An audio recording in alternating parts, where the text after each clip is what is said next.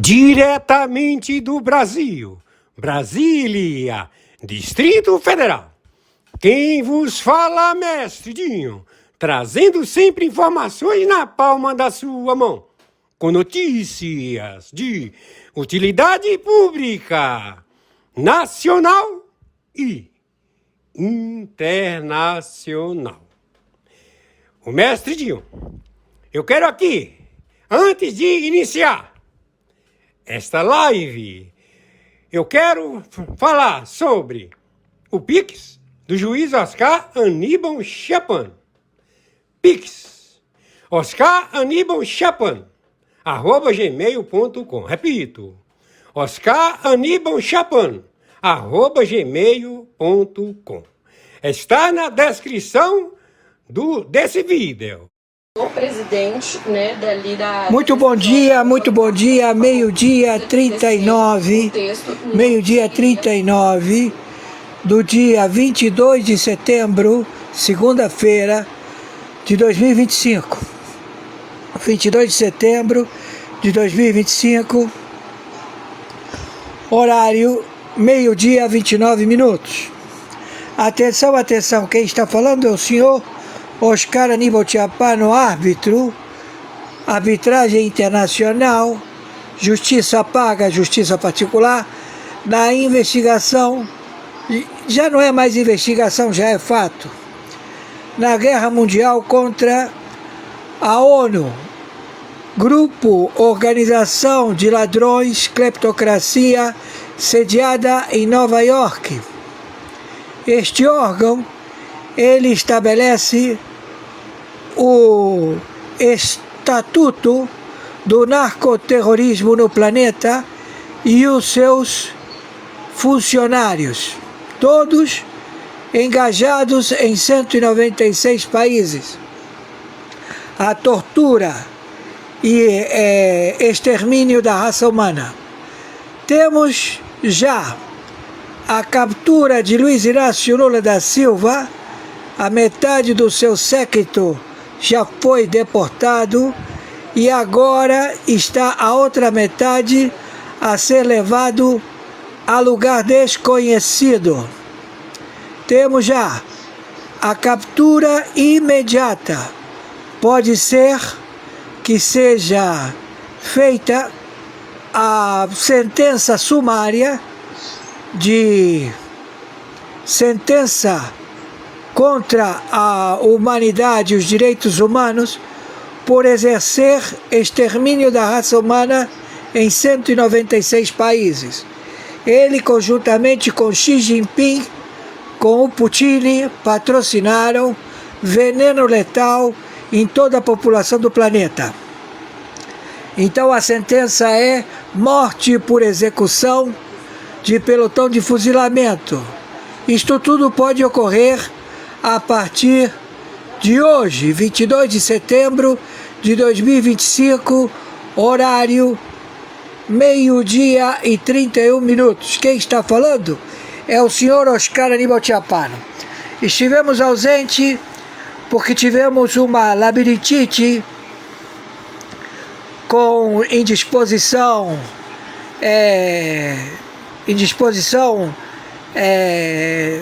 de digestão e também vômitos, enfim, mas agora estamos bem. Então queremos dizer a vocês, estamos já no controle mundial, não tem possibilidade de recuar.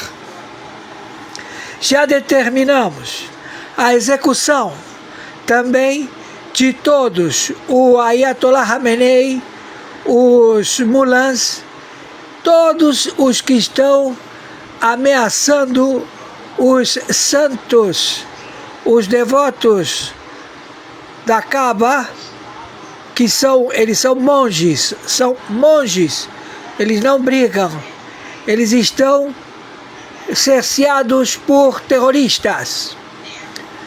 Países árabes que estão sendo cativos pelos terroristas xiitas. Vamos exterminar todos eles. E eles já sabem disso, então pedimos a boa vontade do povo judeu em todos os países árabes que se retirem das suas fronteiras, porque os líderes desses governos não têm como assegurar a sua integridade física, porque eles todos estão sequestrando as famílias da realeza árabe. Então pedimos ao senhor Trump, a 123 países do Tribunal Penal Internacional, à NATO, à OTAN, ao combate mundial, guerra mundial nuclear. Aqui no Brasil, nós já temos a captura e também a força letal da Interpol, da CIA, do Mossad, ao combate e ao extermínio dos terroristas localizados em 26 estados e no Distrito Federal. Vitória se encontra totalmente cerceada pelos funcionários públicos que administram o crime organizado. Eles não são facções, eles são funcionários públicos, filhos da puta. E quero dizer para você, prefeito do Rio de Janeiro, e a puta que te pariu, tá me ouvindo? Você, seu filho da puta, abre a água, coloca água para circular, seu filho da puta. Tu tá querendo fazer dinheiro para tua campanha política?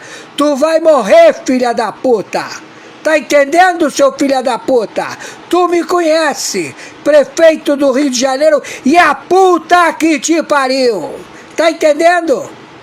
Você e essa cambada de filho da puta da prefeitura, todos vocês vão virar desova. Abre a água, atende nos hospitais, trata a população bem, ou vocês serão mortos, filha da puta. Esse recado é de todas as tropas de 2.300.000 favelas que estão putos com vocês, seus filhos da puta. Entenderam? Aqui não tem ninguém brincando, seus filhos da puta. Abre a água, filha da puta! Conforme determinação, meu Pix, que eu tenho que pagar o telefone, vence todo dia 21. E também a internet. Por favor, nos ajudem com o que puder, por favor. Meu Pix é meu e-mail, oscaranibaltiapano@gmail.com.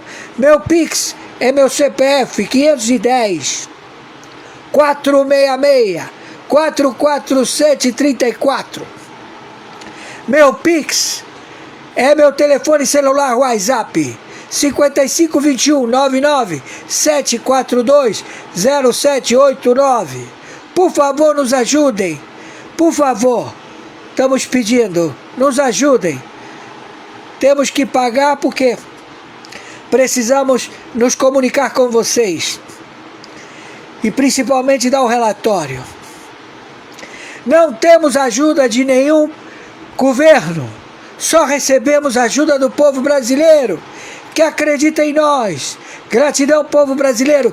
Tenho vocês no coração, e também todas as agências internacionais estão sempre agradecidas a todos vocês, já que eles não podem participar e me ajudar, mas eles me autorizaram a pedir dinheiro para sobrevivência.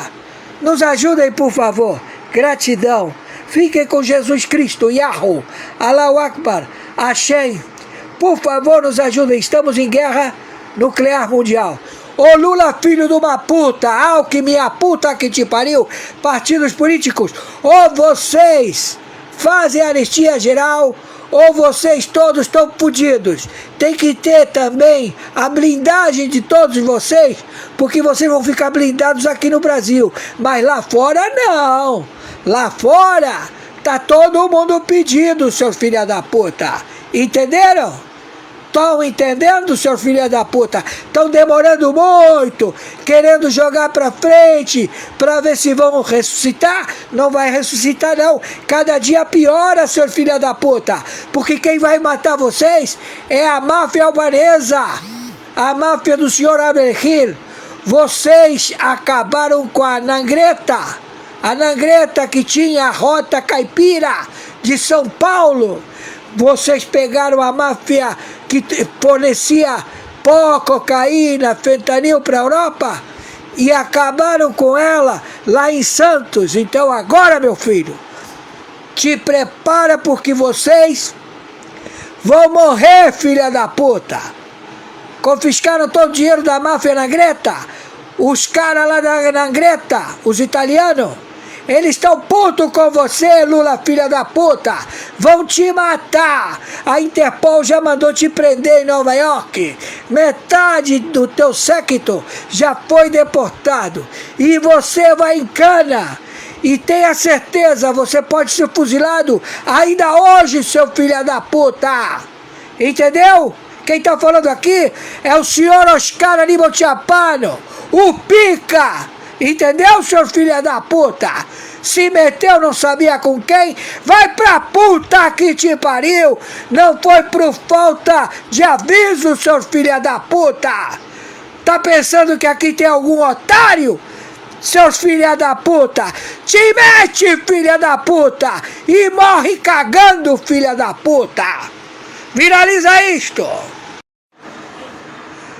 Bom, muito boa tarde, terceira live, 14h57, do dia 22 de setembro de 2025. Atenção, atenção, Supremo Tribunal Federal. Atenção, GovBR, Presidência da República, do Executivo. Atenção, Parlamento, Senado e Câmara de Deputados, 26 estados, 5.070 prefeituras. O Brasil, ele está interdito. Ele é caracterizado como narco-estado. Ele é o operacionalizado para lavagem de dinheiro desse falso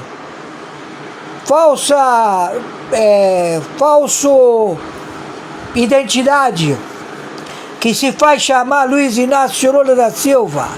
Ele é, conjuntamente com outros 17 integrantes de narco-estados na América do Sul, e todos eles já para a prisão imediata.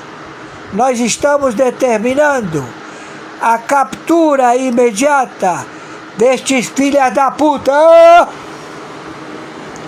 Eles são terroristas, filhos da puta, ladrões. Então, não tem mais averbação jurídica. Você, Senado, você, Câmara de Deputados, você, Supremo Tribunal Federal, da puta que te pariu.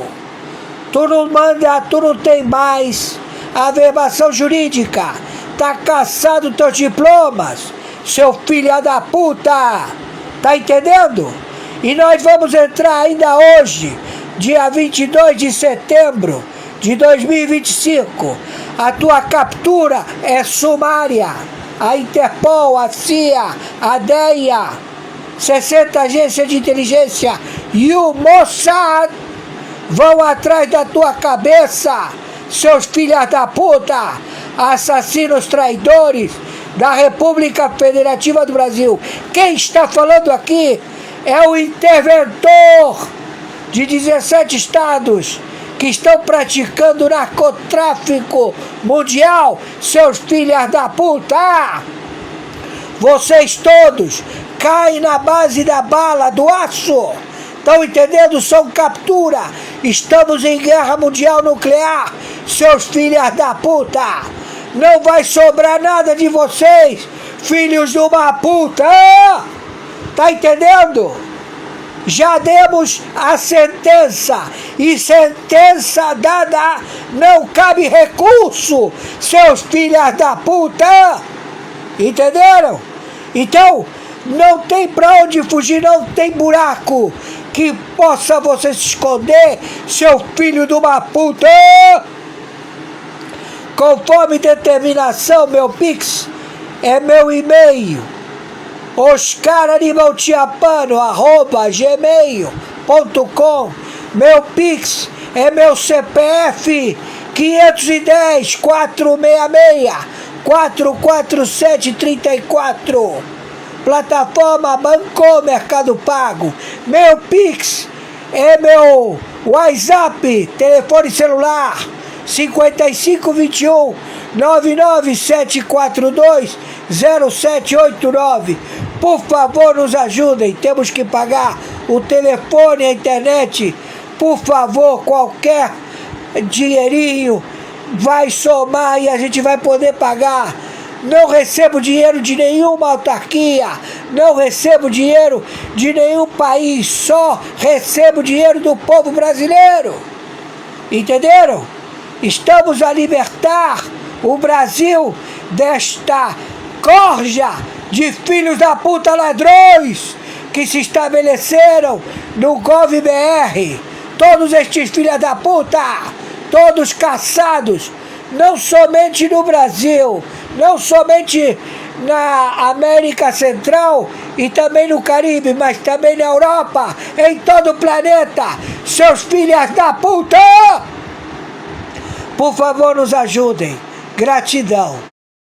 Chega dos Estados Unidos após a chegada da comitiva de Lula para participar da ONU, a Organização das Nações Unidas. Teve confusão, teve briga, teve muita coisa ocorrendo nessas últimas horas envolvendo a Janja, o próprio Lula. A Janja inclusive foi expulsa da ONU, vamos contar para você o porquê. E o marido dela, nós temos imagens, praticamente apanhou de eleitores. Isso aqui é cedo hoje, né? Muitos eleitores brasileiros que moram em Nova York fazendo protestos em frente ao hotel onde o Lula estava. E tem também a chegada dele, que passou a maior vergonha.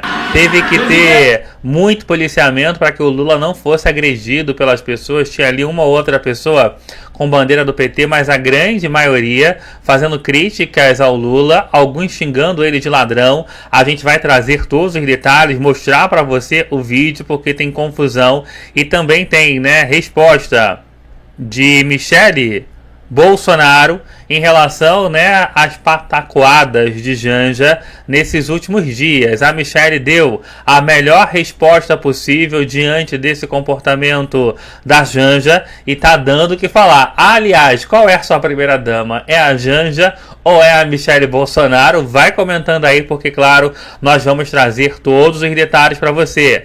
Vamos trazer para você também notícia urgente que chega a respeito de Jair Messias Bolsonaro. Chega a notícia de reviravolta que pode e muito ajudar Bolsonaro, né, em sua caminhada para deixar a prisão domiciliar. E isso deve mexer muito com o próprio Supremo Tribunal Federal, com outras pessoas. Nós vamos trazer todos os detalhes para você. E isso tem a ver também, gente, com o movimento de ontem, né, da esquerda. O STF, que até então dizia que não era político, comemorou que Lula conseguiu, enfim, né, levar algumas pessoas para as ruas, mas a gente lembra, né, porque tinha muito show, muito artista, foi praticamente um Janja Palusa 2. O que deve também ajudar o próprio Bolsonaro é, né, justamente essa questão. Isso. O Supremo Tribunal Federal colocado cada vez mais contra a parede, tem uma bomba, né, que chega sobre os ministros e também uma informação que chega do governo americano que deve agora dar, né, toda essa reviravolta diante desse cenário, incluindo com a ajuda, né, na questão da anistia. Olá, você que está chegando, eu sou o Fernando Borges, esse é o TV News no ar, está chegando aqui com a gente, não esqueça de dar o seu like, o seu joinha é muito importante para a gente realizar o nosso trabalho. Quando você chega e clica no gostei, quando você chega e clica no like, o próprio YouTube e a plataforma entende que você está com a gente, é rápido e fácil, e se for a sua primeira vez aqui, além do like, se inscreva, compartilhando sempre o nosso conteúdo através do WhatsApp, do Instagram e de outras redes sociais. Obrigado sempre. Bomba, bomba, bomba. Chega, né, a favor de Jair Messias Bolsonaro em meio à situação, né, da ONU, né? O PT, inclusive, né, mudando a rota. A gente lembra, né, gente, que a tal da PEC da blindagem, que foi a maior polêmica, fez com que a esquerda fosse ontem às ruas. E não dá para mentir, realmente conseguiram reunir mais pessoas do que estavam reunindo antes. Teve show de muito artista, o pessoal que ganha a Lei Rouanet, mas levaram muitas pessoas. Por quê? Porque a tal da PEC da blindagem não caiu no gosto popular. Eu mesmo já tinha falado aqui que sou contra, né, a tal da PEC da blindagem. Mas eu lembro, o próprio PT tinha apoiado, né, a tal da PEC da blindagem. Se o PT não apoiasse, ela não teria passado. E aí, claro, o próprio partido de Lula, assim como a direita também, vai ter que mudar a rota, porque a população não gostou muito disso não. É o que traz a reportagem da CNN. Esquerda. Porque antes era vazio e agora está cheio, para não entrar nessa seara de polarização e de competição. A PEC da blindagem, Clarissa, na prática, já passou, né, na Câmara e chega no Senado. O relator, ao dizer, sou o contrário, isso tem que tipo de força na casa? Olha, tudo depende dos acordos que são firmados embaixo do pano, Elisa. Mas o que a gente está vendo acontecer? Uma virada grande em relação ao que aconteceu na Câmara dos Deputados. Vou trazer para vocês um sintoma dessa virada que chegou para mim agorinha. O presidente nacional do PT, Edinho Silva, me disse agora há pouquinho que o partido vai sim fechar questão contra esses assuntos. PEC da blindagem e anistia. A anistia a gente já sabia que o discurso é mais firme do partido em relação a esse tema, mas a PEC da blindagem, 12 parlamentares do PT deram votos na Câmara dos Deputados a favor dessa proposta. Alguns com argumento de que era tudo um acordo para tentar frear a anistia que viria logo em seguida, mas a gente sabe que não é bem assim que o jogo funciona. Fato é que teve um acordo, teve reação popular e teve reação dentro do próprio PT, Elisa, porque o fato é que tem parlamentar petista que estava dizendo ali muito enfaticamente no decorrer dos últimos dias que estava incomodado com o fato de o partido não ter fechado questão, que entende que era necessário fazer essa virada, reconhecer o erro de ter liberado a bancada na Câmara dos Deputados, e aí vem essa decisão então do comando do PT para fechar a questão. Para se ter uma ideia, um outro exemplo de uma pessoa do PT importante que conversou comigo esses dias. Ontem, o ex-presidente do PT, o deputado Rui Falcão, disse para mim a seguinte frase. Ele disse, olha, isso é uma demonstração, as manifestações, né? As manifestações são uma demonstração do desejo das ruas, e demonstra que quem votou contra está correto e a gente tem que manter firme essa posição. Deveria haver um fechamento de questão. E aí ele me dá a seguinte declaração. Ele diz, olha, se tiver algum acordo desse tipo de novo, eu vou votar contra de novo. É isso, né, gente? Essa aí é uma informação importante, porque o PT e o pessoal que estava lá na manifestação estava atacando a direita pela PEC da blindagem ter passado. Sim, muitos deputados votaram, né, a favor da tal da PEC da blindagem, mas repito, a própria esquerda, o próprio PT também votou. E é isso que me incomoda. Sou contra, sim, a PEC da blindagem, mas o próprio partido do Lula votou, né, para fazer essa autoproteção. E agora, como sempre fazem, estão colocando toda a culpa na direita. Eles nunca assumem o que fazem. Sim, a direita votou a favor da PEC da blindagem, mas a esquerda também. Do contrário, ela sequer teria passado, né, nesse primeiro momento. O Gustavo Gayer, gente, ele gravou também um vídeo falando ainda sobre as manifestações e já a bomba que ajuda Bolsonaro em meio a esse instante. Vai chegando, vai dando o seu like, faz toda a diferença pra gente realizar o nosso trabalho. Gratidão. Ia gravar vídeo hoje foi um dia muito ruim. A gente acompanhou aí o funeral do Charlie Kirk e sinceramente foi um dos eventos mais espetaculares que eu já vi na minha vida, tá? A esposa do Charlie Kirk dizendo que ela perdoa o assassino do marido dela. Nossa, é de apertar o coração. Mas como a gente está vendo aí, né, a repercussão da manifestação da esquerda, eu acho que não custava nada vir aqui explicar uma coisa. Quando a direita vai para as ruas, a gente vai para as ruas com o dinheiro do nosso próprio bolso, tá? Fazemos vaquinha, organizamos ônibus para ir para determinadas cidades. Não tem ator, não tem cantor, não tem show, não tem micareta, não tem bebida, não tem cerveja. O que a esquerda fez hoje foi demonstrar como que o próprio eleitorado dela são pessoas manipuláveis, né? Bom, eu vou mostrar algumas imagens. Vamos lá. Aqui em Brasília, acho que fica bem claro, né, a diferença das duas. Aqui a manifestação da esquerda, ali em frente ao museu, E a direita, naquele 7 de setembro, e qualquer outra manifestação desde então, você pode ver claramente que, olha, alguns gatos pingados. E lá apareceu ninguém mais, ninguém menos do que o Zé Dirceu, a pessoa mais corrupta que o Brasil já viu. Ele consegue superar o Lula em corrupção. Bom, aí veio as fake news, né? Vários perfis da esquerda publicando que isso aqui era Recife. Mas aí tem um galo aqui, né? O que esse galo tá fazendo na manifestação em Recife? Bom, aí o Gruc corrige, né? É a foto do carnaval, né, do Galo da Madrugada. O mais curioso, gente, aí eu queria pontuar também, desculpa a interrupção, é que o STF não manda ninguém, né, não processa ninguém aqui da esquerda que publica fake news. Isso é uma fake news, isso não é uma imagem atual do Recife. Essa é uma imagem do carnaval do Recife. Vai chegando e vai dando seu like, gratidão. Essa foto é do desfile do Galo. Inclusive, olha a foto aqui, ó, em 2015. Você vê como é que esse povo é dissimulado, assim, inescrupuloso, né? Aí vamos lá. Aí aqui, meu amigo, Wagner Moura e Daniela Mercury em Salvador. Vamos lá. Em Salvador, realmente, deu uma quantidade razoável de pessoas. Isso tem que ser dito. Vou até puxar um negócio aqui. Em Salvador, deu uma quantidade considerável de pessoas. Por quê? Foram lá pela política? Não. Eles foram lá para uma micareta, boa parte nem sequer sabia o que estavam fazendo.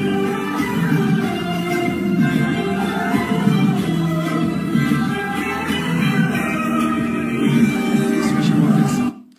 Aí tá aqui, o burguês do Wagner Moura, que mora nos Estados Unidos há 7 anos, em Los Angeles, mesmo ele falando que lá é uma ditadura agora.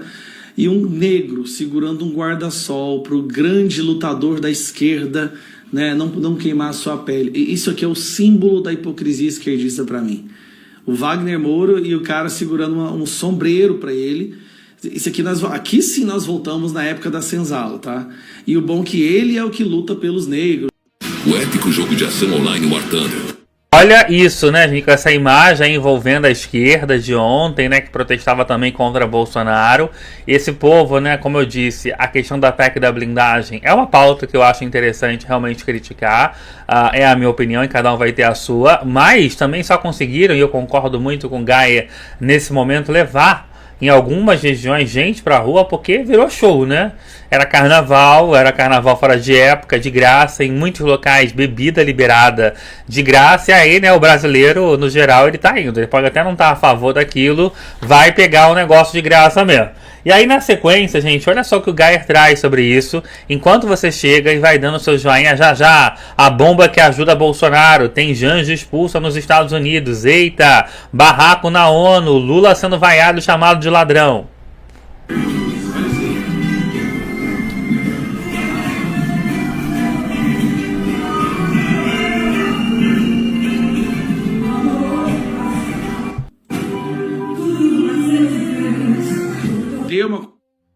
Mas o povo foi lá tomar uma cerveja e participar de um show. Você já viu alguma vez uma manifestação da direita tendo um show? Vou aumentar aqui, tá muito baixo. Você já viu alguma vez uma manifestação da direita tendo um show? Mas tudo bem. Intelectualzinho de show. E aqui um vídeo que está circulando por aí que eu achei esse vídeo sensacional. Vamos lá, olha só. Esquerda que ganha vida defendendo vagabundo. E o pior é que esses caras fazem a cabeça de muita gente. Fraga vivia me chamando de fascista, mas não tinha coragem de dizer isso na minha cara. E aqui o fiasco na Avenida Paulista.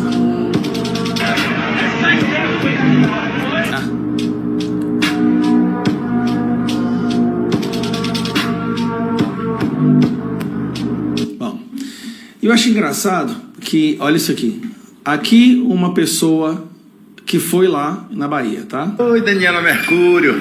Tô voltando agora do seu show aí na Barra. Foi bom, eu gostei. Até eu fui. Com música, meu amor. Vai tudo, vai direita, vai esquerda, vai tudo. Tô aqui, ó, levei até um cooler, cheio de cerveja. Não tinha nada o que fazer. Todo baiano. Foi pra lá, baiano gosta de festa. Foi de graça. Você ir lá fazendo aquela presepada toda. Só que se vocês não sabem, vai ter anistia sim. Vocês podem esperar. Eu tô voltando pra casa agora. Legal, né? Olha só, o povo foi pra lá pra curtir um show e tomar uma cervejinha, aparentemente, né? para curtir um som e tomar uma cervejinha. Em Brasília, esse cidadão que deveria estar preso estava lá. E olha, não, aqui é uma parte que eu quero que você assista. Se olhar as pesquisas, que está extraindo o país, se aliando ao Trump, contra o tarifaço, contra a ameaça à nossa soberania e democracia. Aqui em São Paulo, no Rio, Recife, Salvador, todas as capitais, começou uma jornada que vai acabar quando nós mudarmos o Congresso Nacional. Contra a impunidade, prova, em todo o Brasil. O povo está na rua. Contra a impunidade. Ter que ouvir essa frase de uma das pessoas mais corruptas que já caminhou em território brasileiro.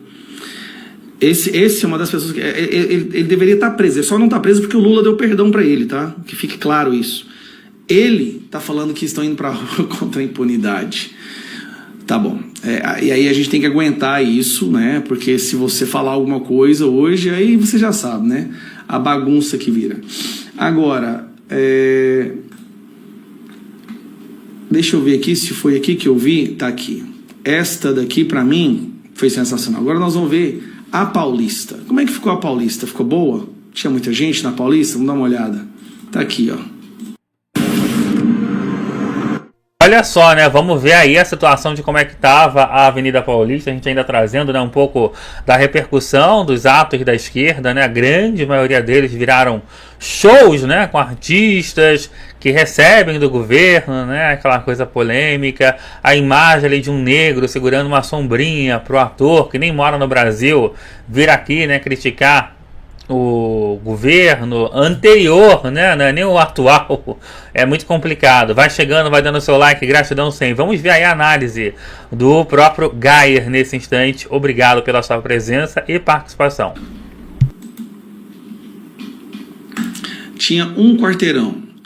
Curioso, um quarteirão na Paulista, a imprensa fala que é 40 mil. Chega à direita, lota 3, 4 quarteirões e eles colocam 18, 20 mil.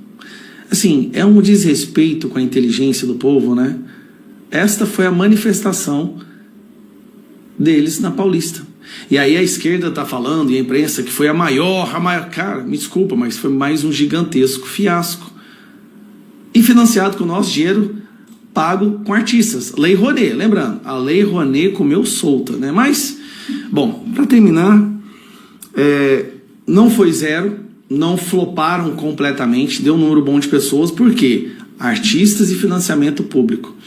Que sirva de alarme pra gente, para que na próxima manifestação, na próxima vez que nós formos para as ruas, que a gente coloque também muito mais pessoas. A verdade é que essa batalha não é fácil. Tá? Não está sendo fácil, nós estamos indo. Uma das coisas que desgastou um pouco as manifestações da direita é porque nós fazemos muitas em um espaço curto de tempo, de uma para outra. Então, às vezes, uma por mês, isso cansa. A esquerda está há anos sem conseguir fazer nenhuma. E dessa vez, eles fizeram muito esperto. Eles colocaram artistas, veio Wagner Moura, Gilberto Gil lá em Copacabana, Chico Buarque, aquela porcalhada toda, inclusive pessoas que foram anistiadas. Olha que curioso, né? Pessoas que foram anistiadas. Zé Dirceu, um cara que recebeu o perdão do Lula, o cara que deveria estar preso, que foi condenado, deveria estar preso até hoje, estava lá falando de combater a impunidade, gente. Não vai ser fácil. Essa semana vai ser uma semana para pegar fogo em Brasília. Ore por nós. Agora, amanhã eu vou falar um vídeo, quero fazer um vídeo mostrando como foi o funeral do Charlie Kirk. Que coisa maravilhosa, assim. É isso, né, gente? Então aí a análise do Gustavo Gayer, né, sobre essas manifestações que, como eu disse, né, realmente tinha ali uma pauta, que era a PEC da blindagem, mas também se não tivessem esses artistas, eu garanto que não teria nem metade dessas pessoas. E é aí o questionamento, né? Pode fazer manifestação com show, né, de artistas que são bancados pelo próprio governo, que recebem, né? Isso é muito complicado, né? Toda hora a gente vê aí um esquema de corrupção do governo Lula, não é a primeira vez. A você que está chegando, vai dando seu like, vai dando seu joinha, vai participando aqui com a gente, porque olha só, hein? Como eu disse, chega a melhor notícia para Jair Messias Bolsonaro. Começa com a situação da ONU, né? O senhor Lula, Luiz Inácio Lula da Silva, ele já chegou lá, né, em Nova York para participar, né, da conferência, né, da ONU. O Trump, é o que se diz nos bastidores, está preparando, né, uma resposta à altura para tudo que acontece no Brasil, essa patacoada toda. O Lula achou que ia chegar lá, né, nos Estados Unidos e que ia ser a pessoa mais amada do mundo. Essas são as imagens do momento em que o Lula desembarcou e foi direto para um hotel, né? Porque ele corre o risco de ser deportado, tá, gente? O Lula, ele tem o visto, né? Mas ele tá tomando cuidado porque ele não quer pagar vergonha, né? Não quer passar vergonha, porque sabe que foi autorizado ele ir lá para participar da ONU, de qualquer outra coisa não. Vamos ver o momento, olha só o calor humano. Porque, gente, o Lula só não apanhou em Nova York, e eu não estou exagerando nem um pouco, porque foi feito um aparato enorme da polícia nova-iorquina. Você vai ver, né, que tinha um ou outro ali apoiador do próprio Lula no local, com a bandeirinha do PT e etc. Mas você vai ouvir, né, a grande quantidade de pessoas que vai xingar o Lula, chamá-lo de ladrão e etc. Quero ver, né, se o Lewandowski vai processar essa galera dos Estados Unidos. Vamos ouvir. Presidente! Palavrinha pra gente, presidente! Ladrão!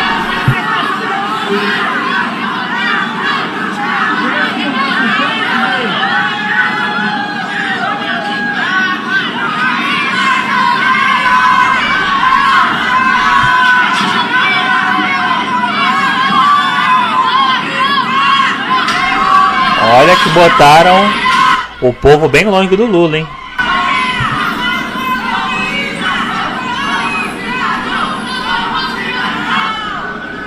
Olha só a galera aí, né, que foi colocada bem distante do Lula, que o Lula tava com medo, né, do povo, dos brasileiros que moram, né, no exterior, e a galera tava lá, né, vaiou ele, mesmo um quarteirão quase de distância, né, para não poder fazer qualquer tipo de ação, né, contra o Lula, vaiá-lo, etc. Ainda assim, eu gostaria de botar para você reparar que, ó, onde o Lula passa, perto dele, olha só, botaram alguns manifestantes do PT, ó. Olha só, tem um pessoal do PT ali. Então esse povo é selecionado para ficar perto do Lula. Qual o objetivo do presidente? Tentar aparecer bem na fita e na foto. Mas mesmo assim, olha a distância, hein? Esse pessoal tá 2, 3 metros do Lula. Olha onde os outros estão. A mais de um quarteirão, porque não foi permitida, né, a presença. O Lula está aqui, essa é a distância para os da direita, né, o pessoal que discorda do Lula. E ainda assim você vê que o grito é mais alto dos que não gostam. Eu vou colocar de novo para você ouvir, que no fundo o pessoal está gritando ladrão, ladrão, ladrão.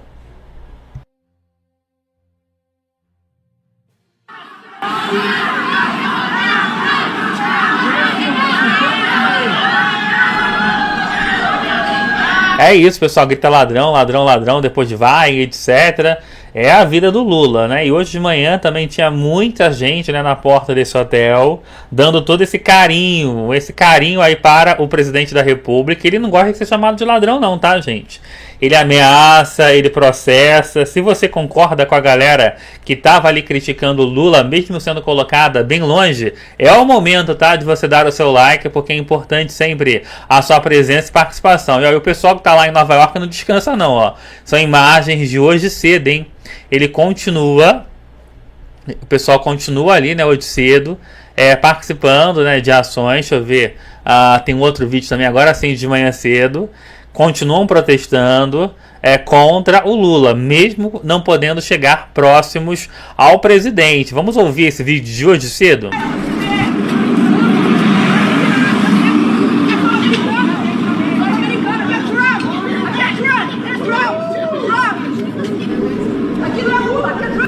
É isso, ela disse que ali não era Lula, parece que ela falou que é Trump. Vamos ouvir aí o pessoal gritando.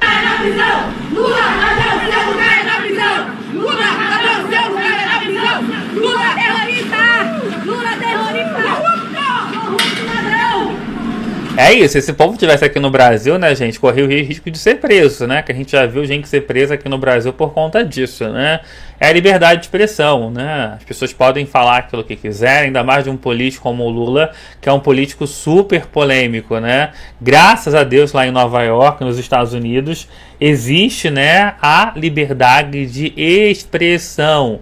coisa que no Brasil está se perdendo, está se esquecendo. E ali, né, gente, a galera mostrou o seu descontentamento. Já já a gente vai trazer para você que até a Janja foi expulsa, deu um rolê bem brabo, hein? Bem grave. Mas olha só, como eu disse, né, gente, chega uma notícia muito boa para Bolsonaro, né? Uma notícia que vem com a ajuda de Trump e que pode reverter essa prisão, né, do Bolsonaro domiciliar. Segundo as informações dos bastidores, né, Paulo Figueiredo, o Eduardo Bolsonaro, a galera, né, que tem feito, né, essa relação, essa ligação com o governo americano, existe, né, uma costura para que durante essa conferência da ONU os representantes dos Estados Unidos, aí talvez aí o próprio Trump, façam um discurso contra o que está acontecendo em toda a América Latina. A gente lembra, já trouxe aqui para você, né, a questão da Venezuela, a própria situação do Brasil, momentos delicados, né, que vive todo esse continente. E Trump estaria disposto a fazer, né, um discurso pró-Bolsonaro contra Lula, dizendo, né, que no Brasil existe a censura, e isso é mais do que provado. Olha só, nos Estados Unidos as pessoas, claro, foram colocadas um pouco mais distantes, por questão de segurança e etc, mas elas podem gritar, não importa o que seja. Se for ali uma ofensa que seja ilegal, sei lá, um racista, que não acontece da direita, tá, gente? Isso não acontece. Mas se alguém, né, passar do ponto, existe processo, existe tudo isso. As pessoas têm o direito de protestarem. A rua ela é pública, no Brasil não é. O Xandão, né, mandou fechar a Praça dos Três Poderes, né? Lembra disso? Recentemente, o pessoal estava orando, não pode nem mais rezar, não estavam nem xingando, nem criticando, nem mais rezar próximo aos prédios públicos. Você pode mais no Brasil.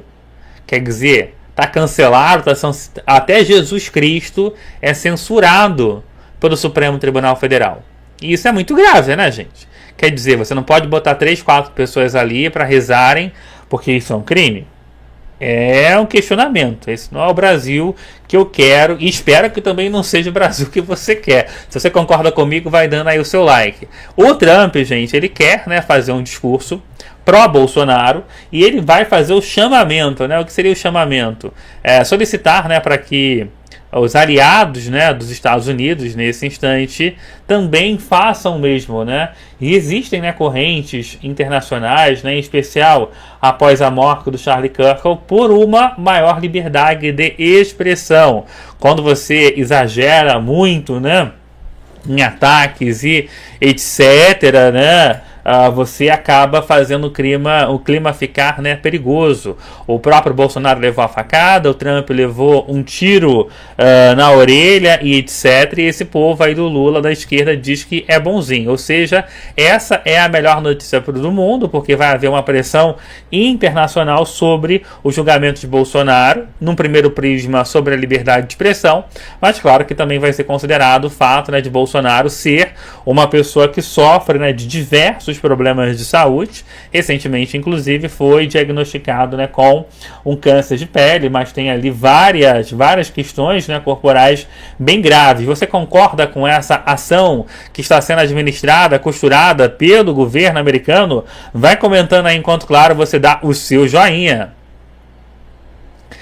Gente, complicado, né? Muita coisa acontecendo. Nessa viagem do Lula à ONU, já teve gente que deixou, né, de ir para os Estados Unidos. Uma delas é o Padilha, que se recusou a participar, né, da Assembleia Geral da ONU. Olha só o que acabou acontecendo, conforme traz a informação da CNN. Ficou com medo. Eu não vou te perguntar se ocorre alguma surpresa com esse não convite, porque já era algo habitual.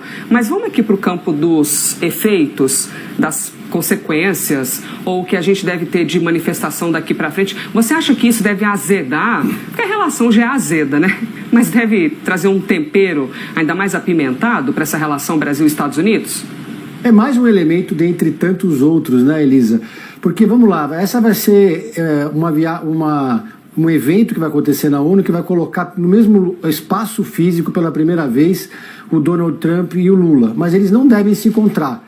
Até porque, pelo que eu apurei, quem faz o discurso que quem espera para fazer o discurso fica numa salinha reservada, fora do espaço ali de onde acontece o evento, e quando quem termina o discurso sai por uma outra saída.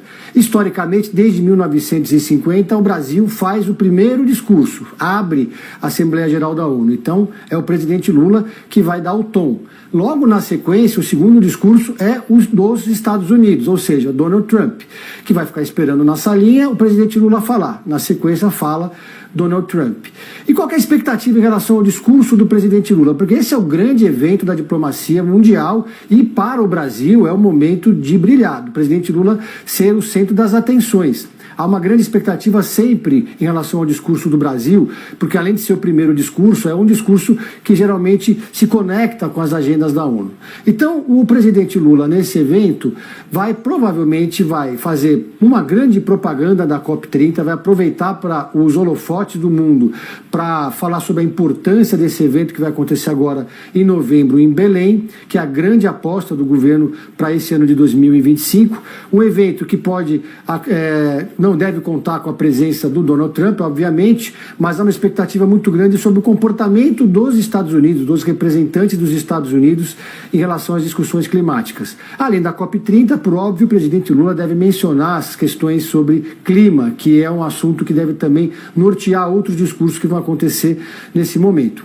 É esperado também que o presidente Lula fale de soberania nacional e democracia. Ainda não se sabe qual vai ser exatamente o tom do presidente Lula em relação a Donald Trump e aos Estados Unidos, mas com certeza o presidente Lula vai mandar algum recado para defender as instituições brasileiras, o Supremo Tribunal Federal, o julgamento que aconteceu envolvendo os que participaram do 8 de janeiro. Agora, por outro lado, está uma expectativa muito grande sobre como Donald Trump vai se comportar na véspera do encontro, na véspera da Assembleia Geral da ONU, no dia, porque se ele aplicar algum tipo de sanção no momento que vai acontecer a Assembleia Geral da ONU, novas sanções contra Alexandre de Moraes ou novas tarifas ao Brasil como resposta ao julgamento de Jair Bolsonaro, então o presidente Lula certamente vai responder no seu discurso, que vai ser o primeiro.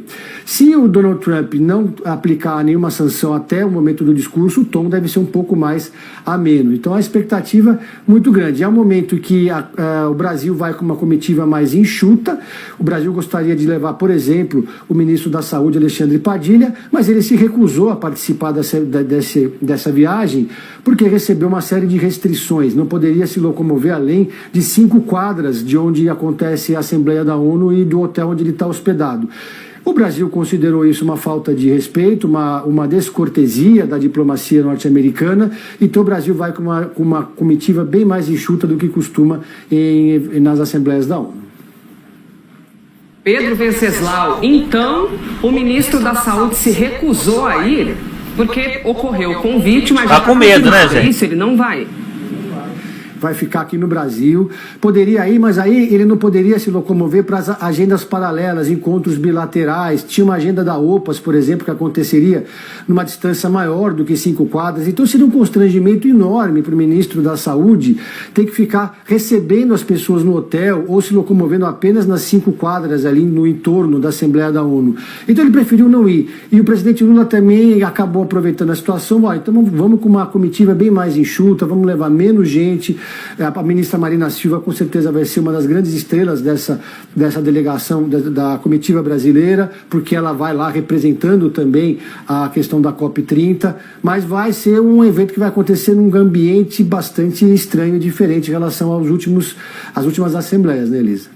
Pedro Venceslau, trazendo para a gente as apurações, todos esses detalhes em relação à Assembleia Geral da ONU, comitiva brasileira que embarca neste momento para os Estados Unidos, lembrando que a primeira-dama da República, Janja Silva, já foi. No meio da semana, ela que já foi para os Estados Unidos, porque também tem outras agendas, a exemplo da Aliança Global contra a Fome, que é uma das bandeiras de trabalho da Rosângela Silva, Janja da Silva.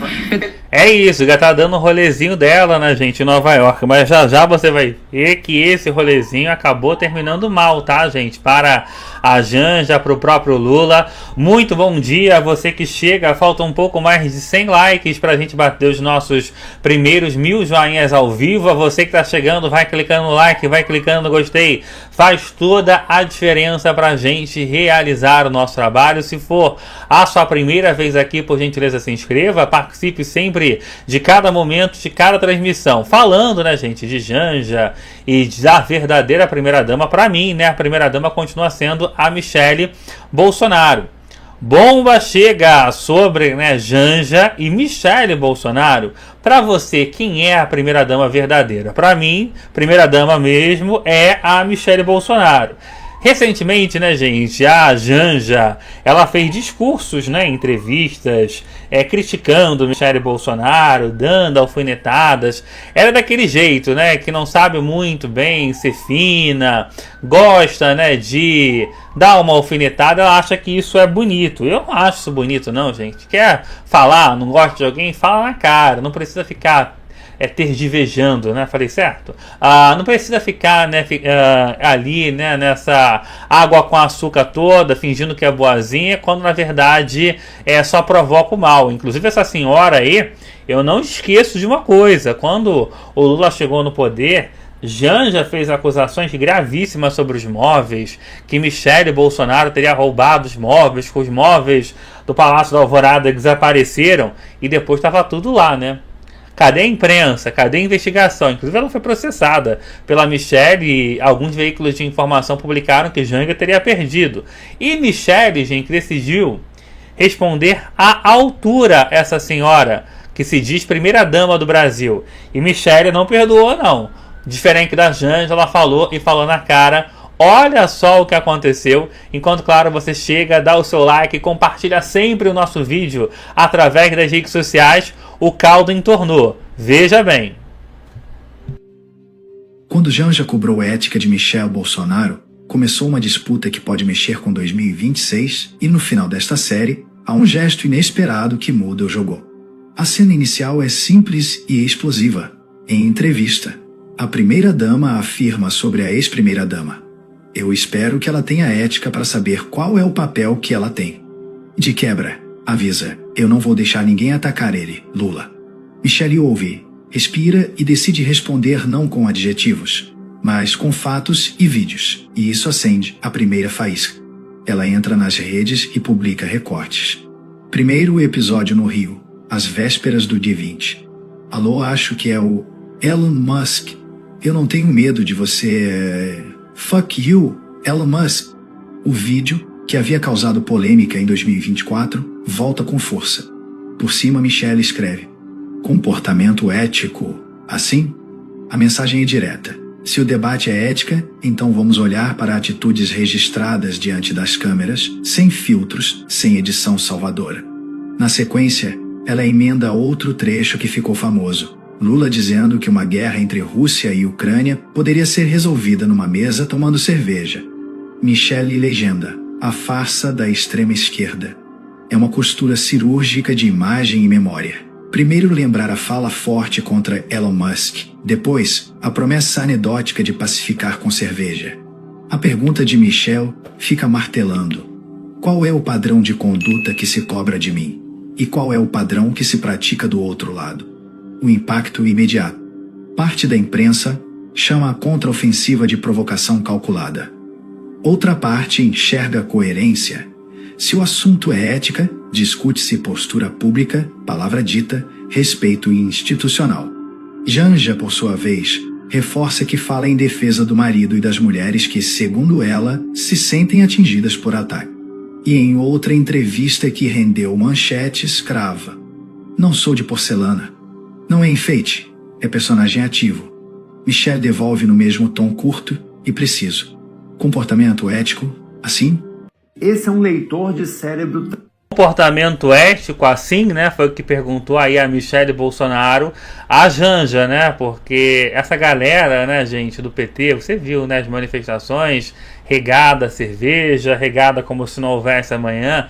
Isso é ética, isso é o que a população precisa, isso é o bom, né? E ela fala, né? A Janja atacou a Michelle falando que ela, Janja, não era de porcelana. E onde a Michelle em algum momento foi de porcelana? Uma mulher guerreira que sobe no palco ali para mostrar o seu pensamento político, uma mulher forte que está com o marido preso em casa, super doente, tendo que ser revistada o tempo inteiro, enquanto a Janja, lembra você que está do outro lado, segundo informações que foram publicadas através, né, da imprensa, teria até fraudado, gente, documentos para entrar na cadeia, para visitar o Lula, teria pego uma carteirinha da OAB para visitar o marido. É essa ética que a Janja tanto se glorifica e acha que é a boa ética? Na sequência, a gente tem a resposta de Michelle Bolsonaro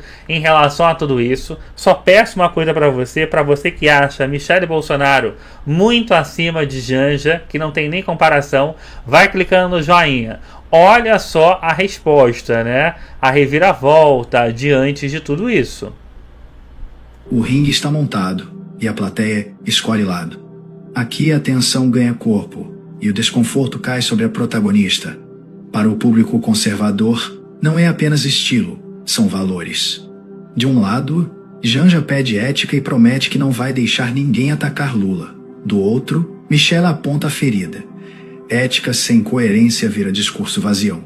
E é justamente aí que deixamos nosso looping aberto, porque o que Michelle fará a seguir, sob crítica, pressão e risco real de desgaste, pode virar o tabuleiro e expor quem, no fundo, pratica o que prega. Segura essa, porque o final vai surpreender. A resposta de Michelle Bolsonaro não foi apenas uma reação impulsiva. Foi um movimento pensado, quase estratégico. Ao ser cobrada de ética por Janja, a ex-primeira-dama percebeu que não se tratava apenas de um recado isolado. Era um ataque direto à sua imagem, ao seu histórico e até ao seu futuro político. Afinal, todos sabem que Michelle é um dos nomes mais fortes do campo conservador para 2026 e qualquer desgaste agora pode comprometer lá na frente. Por isso, Michelle escolheu um terreno que domina bem: as redes sociais. Ali, não há filtro da imprensa, não há edição de jornais, há contato direto com o povo. Em poucos minutos, os vídeos publicados por ela começaram a viralizar. O primeiro com Janja xingando Elon Musk durante o G20 de 2024. Alô, acho que é o Elon Musk. Eu não tenho medo de você. Inclusive, fuck you, Elon Musk. Para muitos, aquela fala já havia sido um escândalo na época. Agora, recolocada no contexto do debate sobre ética, parecia ainda mais contraditória. Michelle escreveu em cima: comportamento ético, assim? E o público entendeu o recado. Mas ela não parou por aí. Logo depois, publicou o vídeo de Lula em que o presidente dizia que a guerra entre Rússia e Ucrânia poderia ser resolvida tomando uma cerveja. Michelle ironizou: a farsa da extrema esquerda. A montagem circulou rapidamente em grupos de WhatsApp, em páginas de apoiadores e até em perfis neutros que se impressionaram com a força da narrativa. Mais uma vez, o contraste era evidente. Se Lula e Janja já deram declarações polêmicas e até ofensivas, por que justamente Michelle deveria ser a única a se calar em nome da ética? Ao mesmo tempo, Janja reforçava seu posicionamento. Em entrevista, declarou: eu não vou deixar ninguém atacar ele, Lula, seja quem for, homem ou mulher. Depende do nível de ataque. Parece, né, gente, que a Janja o tempo inteiro está tentando fazer, às vezes, de presidente da República. Só que quando ela vai, né, para o mundo prático, né, defende isso, defende aquilo, mas e na vida real? O que a Janja faz? A gente tem, né, o rolezinho. A primeira coisa que ela fez ao chegar em Nova York não foi fazer debate, não foi falar sobre os pobres, foi gastar, foi em lojas, né, nova-iorquinas, flagrada, gastando dinheiro. E existe aí a grande possibilidade, inclusive, de ser dinheiro público. Olha só o que traz a reportagem, né, publicada pela Revista Oeste. Enquanto, claro, você chega, dá o seu joinha. Já estamos com faltam 300 likes para 1.500 joinhas na versão ao vivo do programa. Obrigado sempre a você que chega, participa e que está sempre, né, aqui com a gente. Ex-Rosângela embarca no avião da FAB com destino internacional sem o marido ao lado. A esposa de Lula cumprirá agenda em Nova York com reuniões relacionadas à Flop 30, a qual ela foi nomeada como enviada especial para as mulheres. O Victor Salina vai explicar isso pra gente. Boa tarde, Victor. Olá, boa tarde, Gisele, boa tarde a todos que nos acompanham aqui no Jornal da Oeste, segunda edição. É isso, é mais uma viagem da nossa primeira-dama, Rosângela. Nossa, não! Uma viagem internacional feita pelo avião da Força Aérea Brasileira, desta vez para New York. A primeira-dama, ela foi já desde o dia 17, na quarta-feira, portanto, para os Estados Unidos, antes do Lula, assim como ela já fez em outras viagens, tanto para a Rússia quanto o Japão, que ela também viajou antes do presidente com uma comitiva que chama comitiva precursora, né, que prepara todas as agendas do presidente. Então ela já está lá para sua própria agenda, né? Ela tem alguns eventos relacionados à COP30, lembrando que Janja foi nomeada então pelo governo Lula para ser a enviada especial da COP30 para as mulheres. Então vou ler aqui a agenda da Janja nos Estados Unidos. Bom, nessa sexta-feira ela está no... Olha só a grande agenda, né, de Janja nos Estados Unidos com o seu dinheiro público. Enquanto, claro, você chega, dá aí o seu joinha. Deixa eu perguntar, gente, as propagandas estão abrindo aí pra você, que eu abri aqui, não abriu a propaganda. Vai respondendo aí, perguntando também se o som tá bom, se a imagem tá boa. Vai participando, obrigado ao Eduardo, Josinete, Graça Silva. Tem alguém aqui de Rondônia, deixa eu ver, é o Rajime Conte, obrigado, amigo. Balanço Ético Global da América do Norte. Na segunda, dia 22, ela se reunirá com representantes da sociedade civil e as enviadas especiais, né, da COP, Denise Dora, dos Direitos Humanos e Transição Justa, e Jurema Werneck, da Igualdade Racial e Periferias. Já na terça-feira, Geisiane, no dia 23, ela terá uma reunião sobre merenda escolar regenerativa, promovida pela Fundação Rockefeller. E na quarta, dia 24, haverá um café da manhã ministerial para campeões da nutrição. Lembrando que o presidente Lula ele vai embarcar então só no domingo, está prevista essa viagem para esse domingo, e ele falará, né, na abertura da Conferência Nacional das Nações Unidas. Já chegou o Lula, a gente mostrou para você que ele inclusive foi xingado, né, de ladrão. ONU, no dia 23, como é de praxe, sempre o líder, né, o chefe de Estado brasileiro, abrir então os discursos dos outros chefes de Estado. E aqui fazendo um panorama para nossa audiência, Geisiane, com essa viagem. Bom, Janja já acumula 145 dias viajando, são 33 países em que ela, são 35 países em que ela viajou em 33 viagens. Isso significa 21 dias a mais viajando do que o próprio presidente Lula. Eu volto com você, Gisele. Marina Helena, olha, veja bem, bater as viagens do Lula já é bastante difícil, porque no primeiro ano de Lula 3 havia até piadas em rede social em relação a como ele nunca estava no Brasil, né? Ele viajava ali o tempo todo, atualizava bastante os carimbos no passaporte. A gente está vendo que ela conseguiu bater esse recorde. Recentemente, inclusive, o TCU arquivou as investigações em relação a essas viagens, todos esses gastos, todos para o TCU. Isso não é um problema, portanto. E a gente tem aí mais uma viagem, tem imagens dela fazendo compras, né, ali nos outlets americanos, e uma das reuniões dela é justamente com os Rockefellers, globalistas declaradíssimos, que o tempo todo está fazendo projeto de engenharia social. Pois é, fica difícil da gente saber o que é pior, né? O que nos afeta de maneira mais terrível. Se são os gastos da esbanja, per se, mas eu acho que isso é fichinha perto do mal que ela faz no outro sentido, que é exatamente na defesa de uma agenda que a gente sabe que não leva ninguém a lugar nenhum. Ela está indo promover a Flop 30, que a gente sabe que, olha só, ela está indo lá na ONU defender a Flop 30, e a própria ONU está falando para os seus funcionários não virem, porque as diárias dos hotéis estão caríssimas e claramente isso aí vai ser um grande fiasco. Então, eu não sei o que é pior, eu não sei se é a vergonha internacional que nos causa, se é a dor no bolso dessas viagens que a gente tem que pagar, se é a dor no bolso que vai ficar ainda por muito tempo de todos esses desmandos e dessas agendas que ela vai defender. Fica difícil, eu sei que a conta é cada vez mais alta e vai muito além das comprinhas que ela fez, se não me engano, na Uniqlo, né? Ela foi pega ontem ali, aí na loja de departamentos ali, fazendo essas compras. Infelizmente, a conta vai chegar e ela é muito mais cara do que das roupinhas que a dona Esbanja está comprando com o nosso dinheiro. Enquanto a Marina falava aqui, Serrão, a gente tinha ali rodando a imagem da Janja com um MacBook, que é bastante interessante, tendo em vista aí todo. Tá aí, então, na tela para vocês. Olha ali o MacBook Apple, o capitalismo sempre sendo bem delicioso e gostoso para os comunistas de plantão. Mas, de novo, Serrão, a gente tem então aí essa articulação toda com essas agendas dos globalistas. A gente sabe muito bem também que a condição geopolítica do Brasil é de aproximação com as ditaduras, de um isolamento, portanto, do Ocidente. E Janja viajando para cima e para baixo, o Lula chegará no domingo aos Estados Unidos.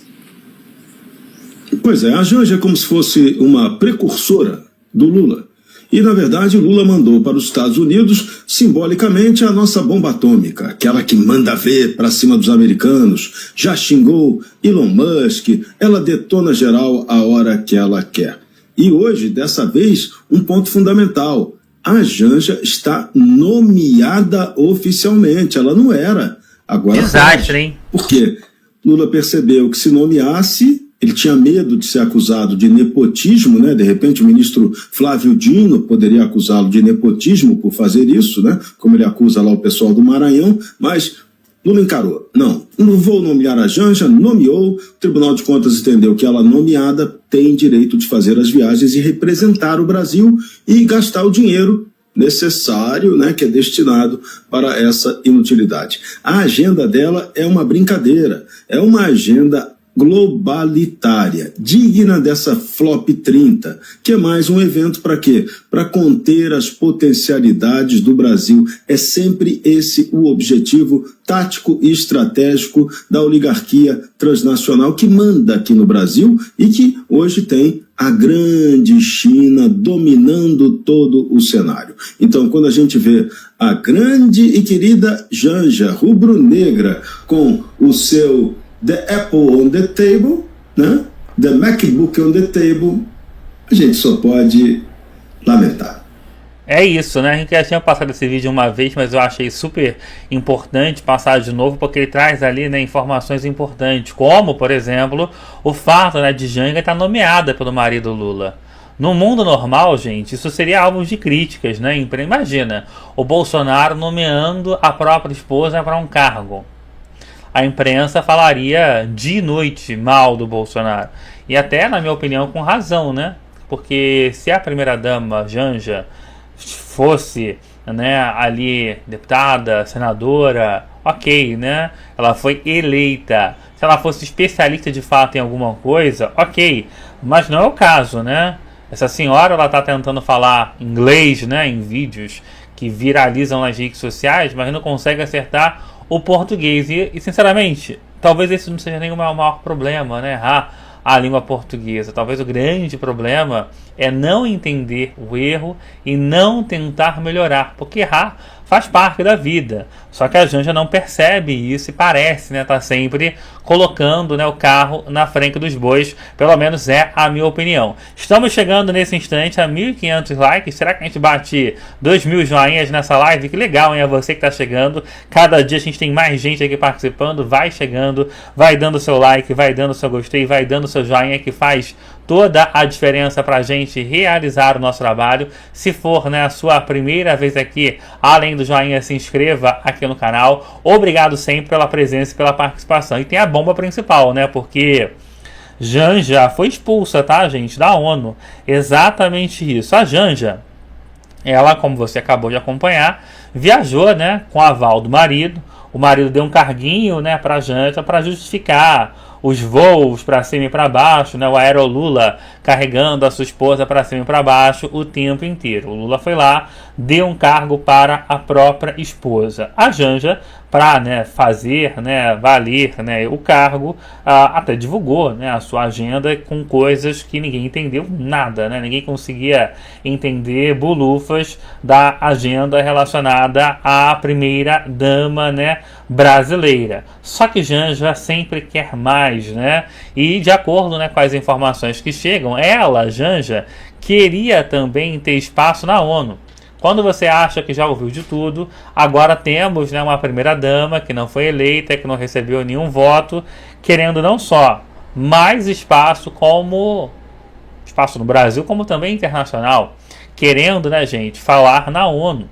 Ela queria isso, né? Então ela provoca uma grande tensão geopolítica mundial, né? Porque, repito, só falam ali diplomatas, presidentes, primeiros ministros, ou então uma pessoa que seja convidada. E a Janja queria esse convite. Ela acha, né, que ela é uma pessoa realmente fora de série, fora da linha, e que por isso, né, merecia o convite do próprio governo norte-americano. Ao saber de tudo isso, segundo as informações dos bastidores, o senhor Donald Trump, presidente dos Estados Unidos, teria ficado uma fera, né? E se perguntou, mas quem é ela? O que ela faz? E a equipe do Trump foi sincera, né? Disse que a Janja era uma pessoa irrelevante, né? Politicamente se falando, né? Ela é nada mais, nada menos do que a mulher do Lula, que era uma pessoa até então anônima antes de ter o relacionamento, né, com o presidente divulgado, e quando, né, consegue, né, virar, né, a primeira-dama, o marido vence a eleição, sobe, né, a rampa, ela fica deslumbrada. Isso é muito claro na Janja, pelo menos na minha opinião. É um deslumbre, né, pelo fato, né, de ver as pessoas ali puxando o saco dela, é todo um vislumbre. Só que há uma diferença muito grande, né, entre o cargo que você ganha e o cargo que você conquista. O Janja ganhou ali um cargo, né, do marido, ganhou, né, o nome primeira-dama, mas jamais conquistou e jamais conquistará, pelo menos é a minha opinião, o cargo de primeira-dama do Brasil. Ela não consegue fazer isso e, ao meu ver, jamais vai conseguir, porque ela não representa o povo brasileiro. Uma mulher, né, que gasta o tempo inteiro, passou mais de 150 dias, 140 dias viajando para cima e para baixo, e que diz que é pelo pobre, é pela fome. Ela aparece comprando roupas caras, entrando em lojas, notícias, né, de que ela fechou uma loja aqui no Brasil, no Ceará, para comprar roupas, 5 peças de roupas, segundo a imprensa, as 5 peças de roupas somadas custaram 30 mil reais. Dá para você comprar um carro com 30 mil reais, um carro meio velho? É, né? Mas dá para comprar um carro até razoável, acho eu, né? Por 30 mil reais. Eu não dirijo, tá, gente? Então, mas acho que dá para comprar um carro usado, claro, né? Zero é impossível, mas usado com esse valor. Ela comprou 5 blusas, então uma pessoa com esse valor podia mudar de vida, né, com seu trabalho, um carro para levar coisa, para levar a família, dar mais conforto, ou então para trabalhar de motorista de aplicativo. Essa senhora que fica dia e noite falando, né, que eu sou pelo Brasil, eu sou pelos pobres. Ela comprou, segundo a imprensa, 5 roupas, 5 pecinhas, blusinhas, sei lá o que ela comprou, 30 mil reais. Então essa mulher jamais vai conquistar o cargo de primeira-dama do Brasil. Essa é a minha opinião. Porque você imagina a dona de casa que tem que contar os centavos para conseguir fazer a cesta básica. O marido da dona de casa, o pai de família, que pega ônibus, fica horas no ônibus vendo uma situação dessa.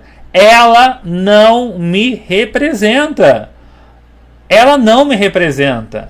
Ela passa vergonha. Se essas notícias que chegam dos bastidores, né, a fofocaiada toda da imprensa, for verdade, ela querer um espaço na ONU para falar: quem é você, Janja, na fila do pão? Quem é a senhora? O que a senhora de fato faz, além de ganhar cargo do marido e medalhas do próprio marido? Antes de você conhecer o Lula, qual é a sua obra? Qual é a sua vida? A gente sabe, né, que a Janja estudou sociologia, etc. Mas ela sempre foi um personagem irrelevante da história política do Brasil. A você que está chegando, já estamos com 1.765 likes, vai chegando com a gente, vai dando seu like, vai compartilhando. Se para você também a Janja não é a sua representante, também faça isso para ajudar, né, essa voz minha e a sua voz também juntas chegar, né, mais longe. Porque isso é uma vergonha, gente, né? Já não bastava ficar para cima e para baixo, querer o hotel de luxo. Ela deu entrevistas reclamando que não recebia dinheiro para comprar coisas para ela. Ela acha que tem que ter verba para comprar roupa. Essa é a primeira dama que a esquerda gosta? É isso que a esquerda diz que é bom para o povo? É disso, né, que é assim, né, que o Lula diz que vai acabar com a pobreza, vai acabar com a fome? Com a esposa dele querendo ganhar dinheiro, verba para comprar blusinhas. E olha, né, que segundo a reportagem que eu citei agora há pouco, 5 blusinhas custaram 30 mil reais. Então haja verba, né? Se a cada peça de roupa, faz aí a conta, né? Dá 6 mil reais cada peça de roupa. Haja verba, né? 6 mil reais uma peça de roupa. São 2, 3, 4 salários mínimos. São 4 salários mínimos uma peça de roupa que essa senhora comprou.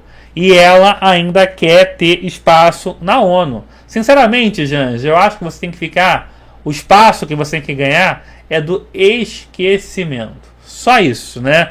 A gente fala muito de você porque você acaba aparecendo muito, você se esforça, xingando o Elon Musk, atacando a Michelle, dizendo que você não é de porcelana e etc. Mas, na minha opinião, o que você precisa é o esquecimento, que está querendo aparecer muito e acaba, né, trazendo prejuízos para o país. A gente já teve situações aí de você se metendo, né, segundo a imprensa, em relações internacionais, com Xi Jinping, com outras pessoas. É uma situação realmente muito triste e delicada.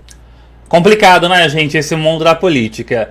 E aí, gente boa, já pensou em trabalhar em casa, 100% home office, sem patrão para atrapalhar, sem ônibus, sem nada daquele estresse do dia a dia? Pois é, já tem muita gente trabalhando em casa, com internet, com celular e de maneira muito fácil, ganhando um bom dinheiro na escola de negócios. São várias oportunidades. E olha, tem oportunidade aqui no Brasil e tem também no exterior.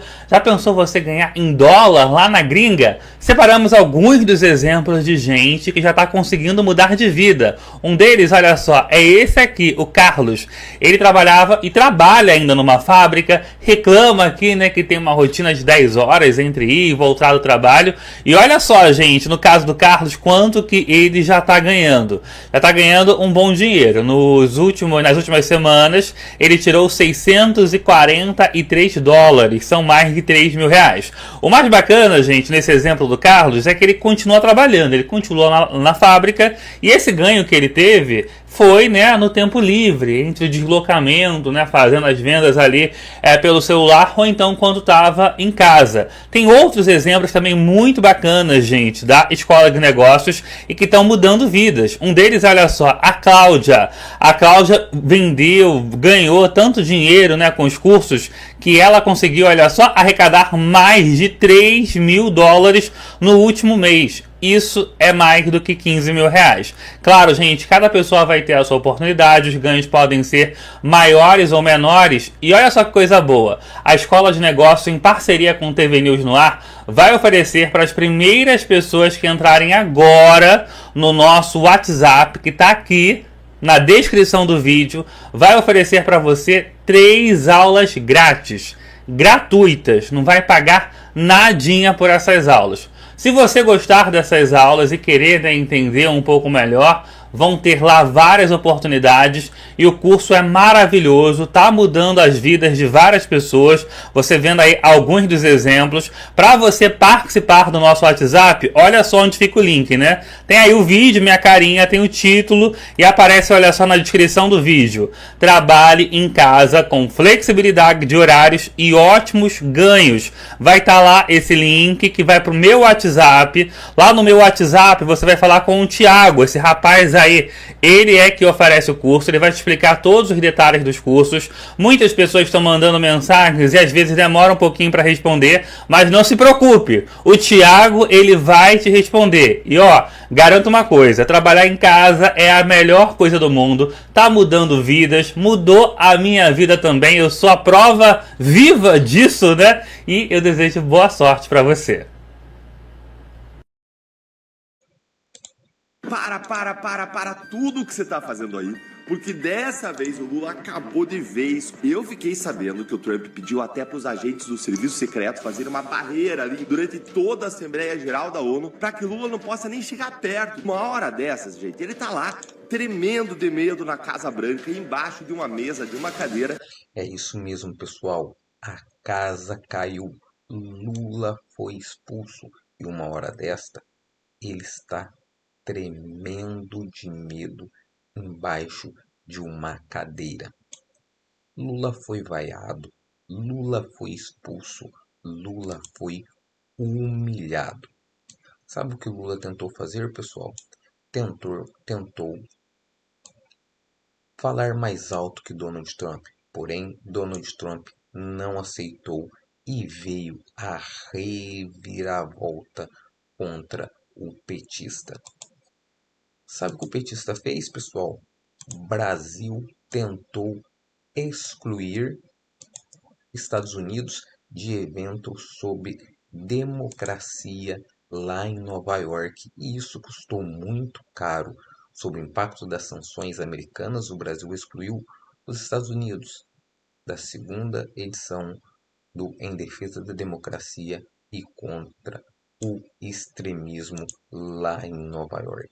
E isso custou caro para o petista, que acabou sendo expulso do evento da ONU. Acompanhem todos os detalhes. Para tudo que você tá fazendo aí, porque dessa vez o Lula acabou de vez com o presidente americano Donald Trump, que uma hora dessas, gente, ele tá lá tremendo de medo na Casa Branca, embaixo de uma mesa, de uma cadeira, esperando a hora em que o avião da FAB, que está levando o Lula nesse domingo para os Estados Unidos, vai chegar lá em Nova York. Eu fiquei sabendo que o Trump pediu até para os agentes do serviço secreto fazerem uma barreira ali em torno dele durante toda a Assembleia Geral da ONU para proteger ele, para que Lula não possa nem chegar perto de tanto medo que o Trump tá do Lula. Mas, Deltan, o que foi que Lula fez com o Trump que causou esse estrago todo? Será que o Lula finalmente ele cumpriu a sua promessa de retaliar contra os Estados Unidos por conta do tarifaço, das sanções contra os ministros do STF, especialmente aí a Magnitsky contra o Alexandre de Moraes? Se essa foi a primeira coisa em que você pensou, você está certo. Lula praticamente acabou de aplicar uma verdadeira lei Magnitsky em cima de Donald Trump. Algo que está abalando lá as estruturas da Casa Branca nesse exato momento. Não se fala de outra coisa lá nos Estados Unidos. Você quer saber o que foi que o Lula fez? Quer mesmo? Então, bora lá. Ó. Rufem os tambores, treme tudo e vamos para a Folha de São Paulo. Confere aqui comigo. Brasil e aliados não convidam os Estados Unidos para a reunião sobre democracia em Nova York. Depois de nós vermos os conflitos diplomáticos que levaram ao abalo das relações entre Estados Unidos e Brasil, olha o que aconteceu. Brasil e aliados decidiram não convidar os Estados Unidos para a reunião Democracia Sempre, que vai ser realizada às margens da Assembleia Geral da ONU em Nova York na semana que vem. Um funcionário do governo brasileiro afirmou que apenas países democráticos são convidados para o encontro. Deve estar lá, né? China, Irã, deve estar lá Rússia, aqueles países democráticos, né? Que vai acontecer na próxima quarta-feira.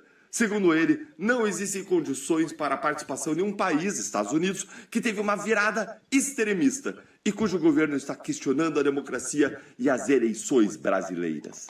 Ah, eu não acredito nisso. É isso, Deltan. Sim, é isso. Acredite. Lula aplicou aí uma espécie de lei Magnitsky pesadíssima, poderosíssima contra Donald Trump. Isso... pessoal, mas isso custou muito caro para o Lula, que acabou, sim, acabou sendo expulso. Urgente. Tudo isso custou muito caro para Lula. É urgente, Brasil. É agora. Lula chega a Nova York, é vaiado, expulso e chamado de ladrão por brasileiros que o aguardavam na porta de um hotel. Acompanhe todos os detalhes comigo. Presidente! Presidente! Palavrinha pra gente, presidente! Escutem, pessoal, eles chamando Lula de ladrão.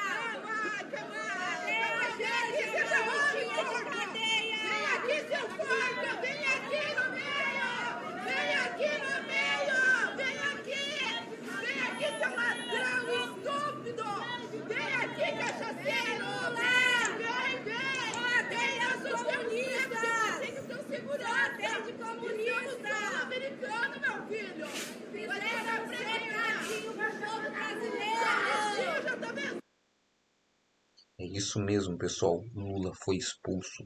Lula foi vaiado. Lula foi desmoralizado.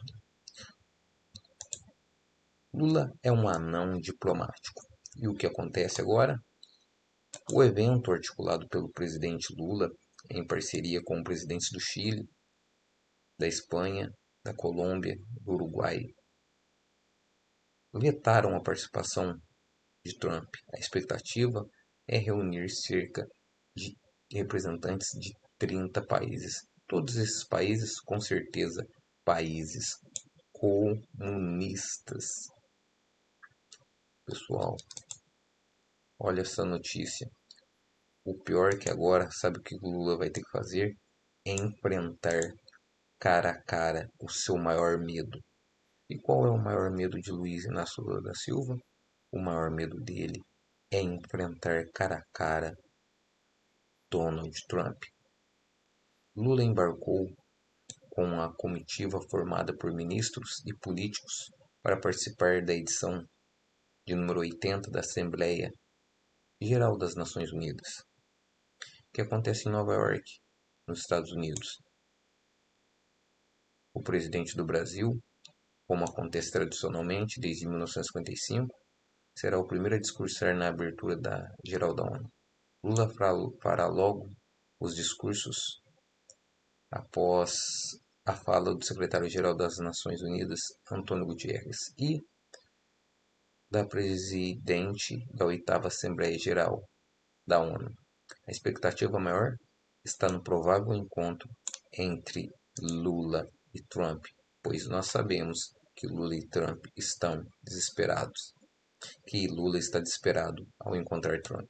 Janja optou por ficar na embaixada, porque lá, teoricamente, ela seria mais protegida. Será que Janja está com medo de que aconteça algo? Agora, sobre a comitiva de Lula, nem todos receberam os vistos. Muitos ministros foram bloqueados já na imigração, já no aeroporto, lá em Nova York. tudo em retaliação a tudo aquilo que os Estados Unidos vem fazendo para responsabilizar os violadores de direitos humanos do Brasil no STF e no governo Lula. Lula excluiu aí os Estados Unidos de uma reunião sobre democracia lá em Nova York. Gente, as minhas fontes lá dos Estados Unidos, elas estão me contando que tá uma gritaria, um choro, um ranger de dentes sem igual lá na Casa Branca. As minhas fontes me contam que o Donald Trump está em completo desespero, chorando lá pelos cantos, perguntando por que o Lula não me convidou para a reunião, chorando, dizendo que ele está até pensando em renunciar como presidente dos Estados Unidos e nunca mais participar da vida pública, se retirando definitivamente para o seu resort de Mar-a-Lago, lá na Flórida, depois de tanta humilhação. O Trump disse, inclusive, que ele vai revogar a Magnitsky contra o Moraes, vai revogar todas as sanções contra os ministros do STF e vai revogar o tarifaço cedinho na segunda-feira, porque ele não aguenta ele ser excluído por Lula numa reunião sobre democracia. Porque, de fato, o Trump ele sente muito que ele não vai poder aprender sobre o que é uma democracia com um populista de esquerda, amigo das piores e mais sanguinárias ditaduras do mundo, Cuba, Venezuela, Rússia, Irã, Coreia do Norte. Trump não vai aguentar, gente. Eu acho que depois dessa, o governo Trump acabou. E você? Me conta aí a sua opinião nos comentários. E nós vamos falar agora sobre uma reunião que teve entre o Banco do Brasil, o Banco Central, o BNDES e o pessoal do Supremo. O pessoal do Banco Central e do Banco do Brasil foram apresentar alternativas para o pessoal do Supremo sobre como enfrentar a Magnitsky. E a coisa não deu muito certo, não. Rapaz, é aquilo que eu falei para vocês, cara. Isso vai dar uma merda federal, cara. Isso vai dar uma merda federal para os bancos brasileiros. Porque os magníficos, né, os magníficos ministros do Supremo, agora com Magnitsky na cara, por enquanto está só o Alexandre de Moraes, mas é muito provável que em breve tenhamos outros sancionados pela Lei Magnitsky também no Supremo, né? O Marco Rubio prometeu isso para essa semana. E com isso os bancos brasileiros estão absurdamente expostos nessa brincadeira. Vamos entender o que aconteceu aqui, porque, de novo, só reforça aquilo que a gente já vinha dizendo, cara. Os bancos brasileiros vão quebrar. Pois bem, muito antes dessa coisa toda conversar, a gente explicou esse problema. Isso vai ser o grande problema dessa história, né? Quando alguma pessoa entra na Lei Magnitsky, imediatamente os bancos todos do mundo tiram a pessoa da sua lista, né? Param de fazer negócio com a pessoa. Por quê? Porque não vale a pena para o banco. Não tem nenhum cliente, por mais que seja um cliente super rico, muito rico, que tenha muito dinheiro no banco, mesmo assim não vale a pena o banco sacrificar todos os negócios dele nos Estados Unidos para manter aquele cliente, mesmo que fosse um cliente muito importante, muito rico, né? É isso mesmo, pessoal. E agora eu quero trazer para vocês o seguinte. Nicolas Ferreira posta mais um vídeo em que ele revela que a esquerda está praticando tudo para acabar com a direita. Olha o que Nicolas Ferreira fala. Esqueça de que outros grupos de pessoas são humanos. No último dia 10 de setembro de 2025, o influenciador Charlie Kirk foi baleado dentro de uma universidade, na frente de centenas de jovens, mulheres, idosos, crianças, inclusive na frente de sua esposa e sua filha, que correu em sua direção, assustada, quando ouviu o barulho do tiro, imaginando que poderia ser protegida pelo pai, que tombava por um tiro tomado no pescoço. Os estudantes que estavam lá fazem rodas e começam a orar. Logo depois vem a notícia. To my great fellow Americans, I am filled with grief and anger at the heinous assassination of Charlie Kirk on a college campus in Utah. Charlie Kirk está morto. Até mesmo seus oponentes de debate se comovem com a morte. Afinal, a discordância não deve ser motivo para comemorar a morte de ninguém. Por um outro lado, em minutos, milhares de vídeos comemorando a morte do rapaz. Mataram Charlie Kirk. Ai, coitado, tomou um tiro, não sei se na cara.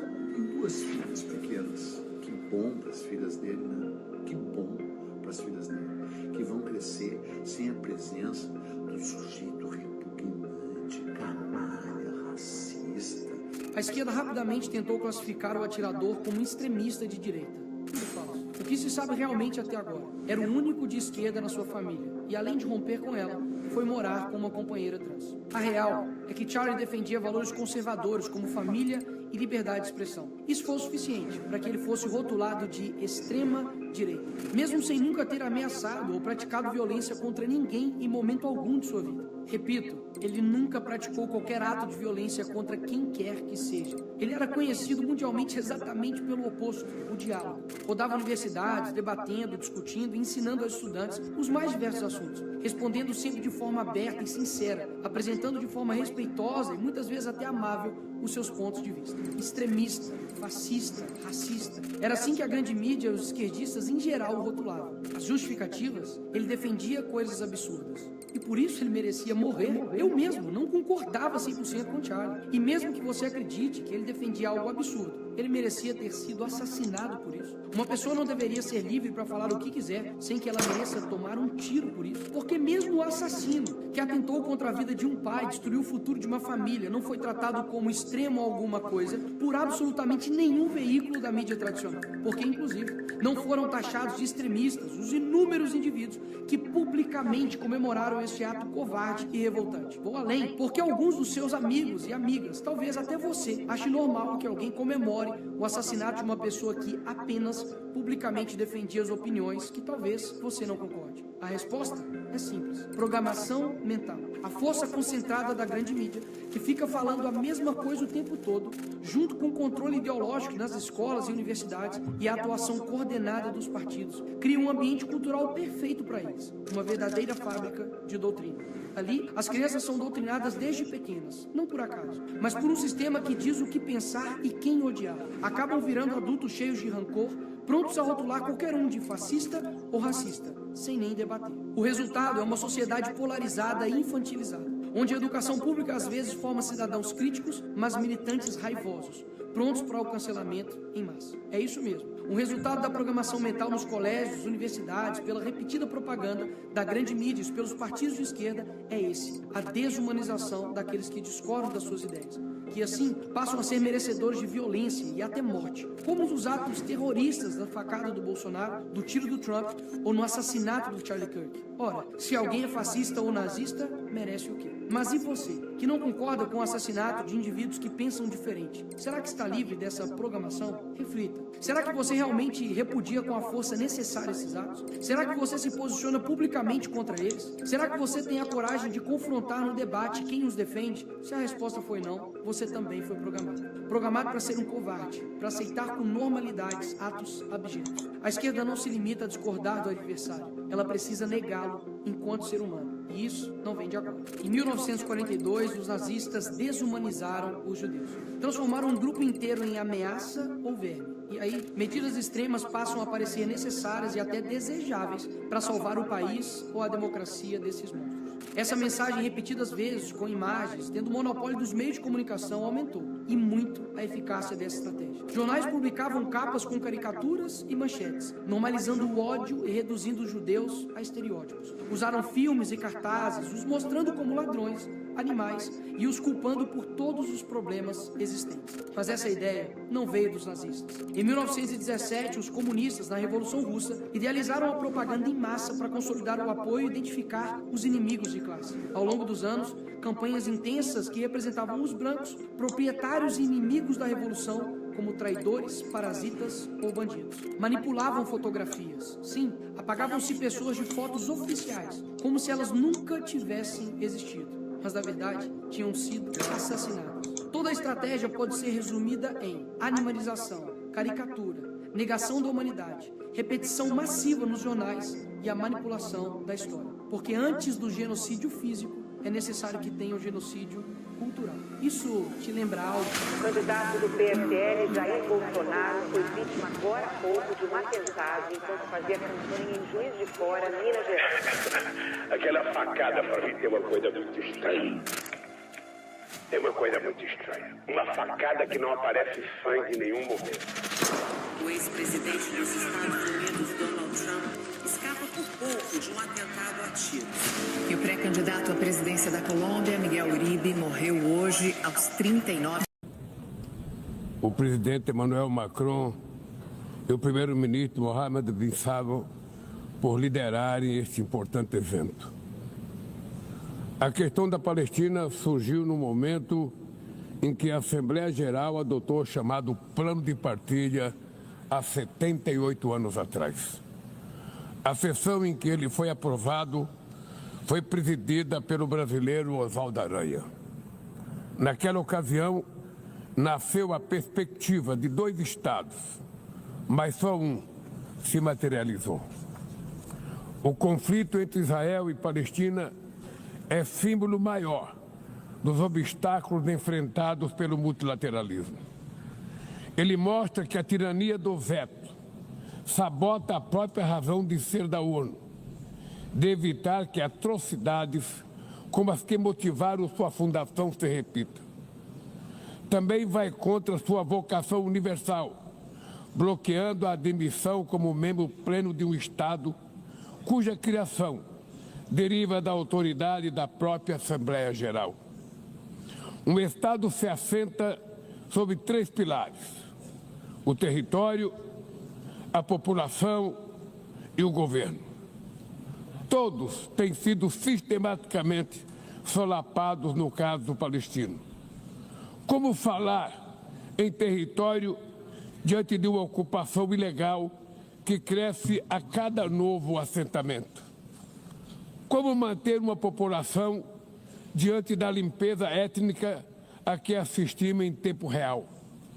E como construir um governo sem empoderar a autoridade palestina? Como apontou a Comissão de Inquérito sobre os Territórios Palestinos Ocupados, não há palavra mais apropriada para descrever o que está ocorrendo em Gaza do que genocídio. Por isso, o Brasil decidiu tornar-se parte do caso apresentado pela África do Sul à Corte Internacional de Justiça. Os atos terroristas cometidos pelo Hamas são inaceitáveis. O Brasil foi enfático ao condená-los. Mas o direito de defesa não autoriza a matança indiscriminada de civis. Nada justifica tirar a vida ou mutilar mais de 50 mil crianças. Nada justifica destruir 90% dos lares palestinos. Nada justifica usar a fome como arma de guerra, nem alvejar pessoas famintas em busca de ajuda. 500 mil de palestinos não têm comida suficiente, mais do que a população de Miami ou de Tel Aviv.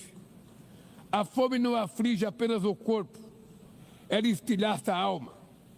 O que está acontecendo em Gaza não é só o extermínio do povo palestino, mas uma tentativa de aniquilamento de seu sonho de nação. Tanto Israel quanto a Palestina têm o direito de existir. Trabalhar para efetivar o Estado palestino é corrigir uma assimetria que compromete o diálogo e obstrui a paz.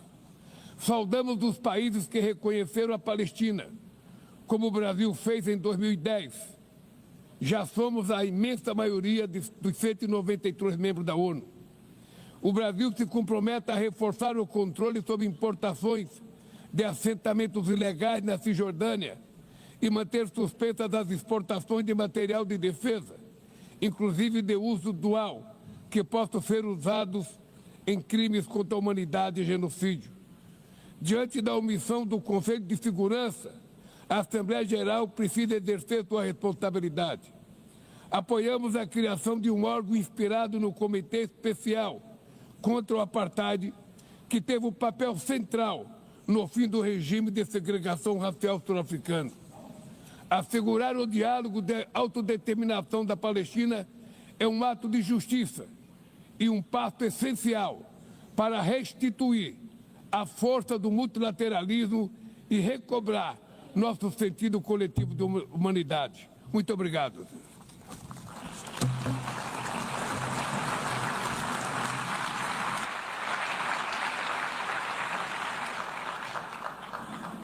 Je remercie le président du Brésil. Je donne à présent la parole. Brasil, e agora passo a palavra para o presidente de Portugal.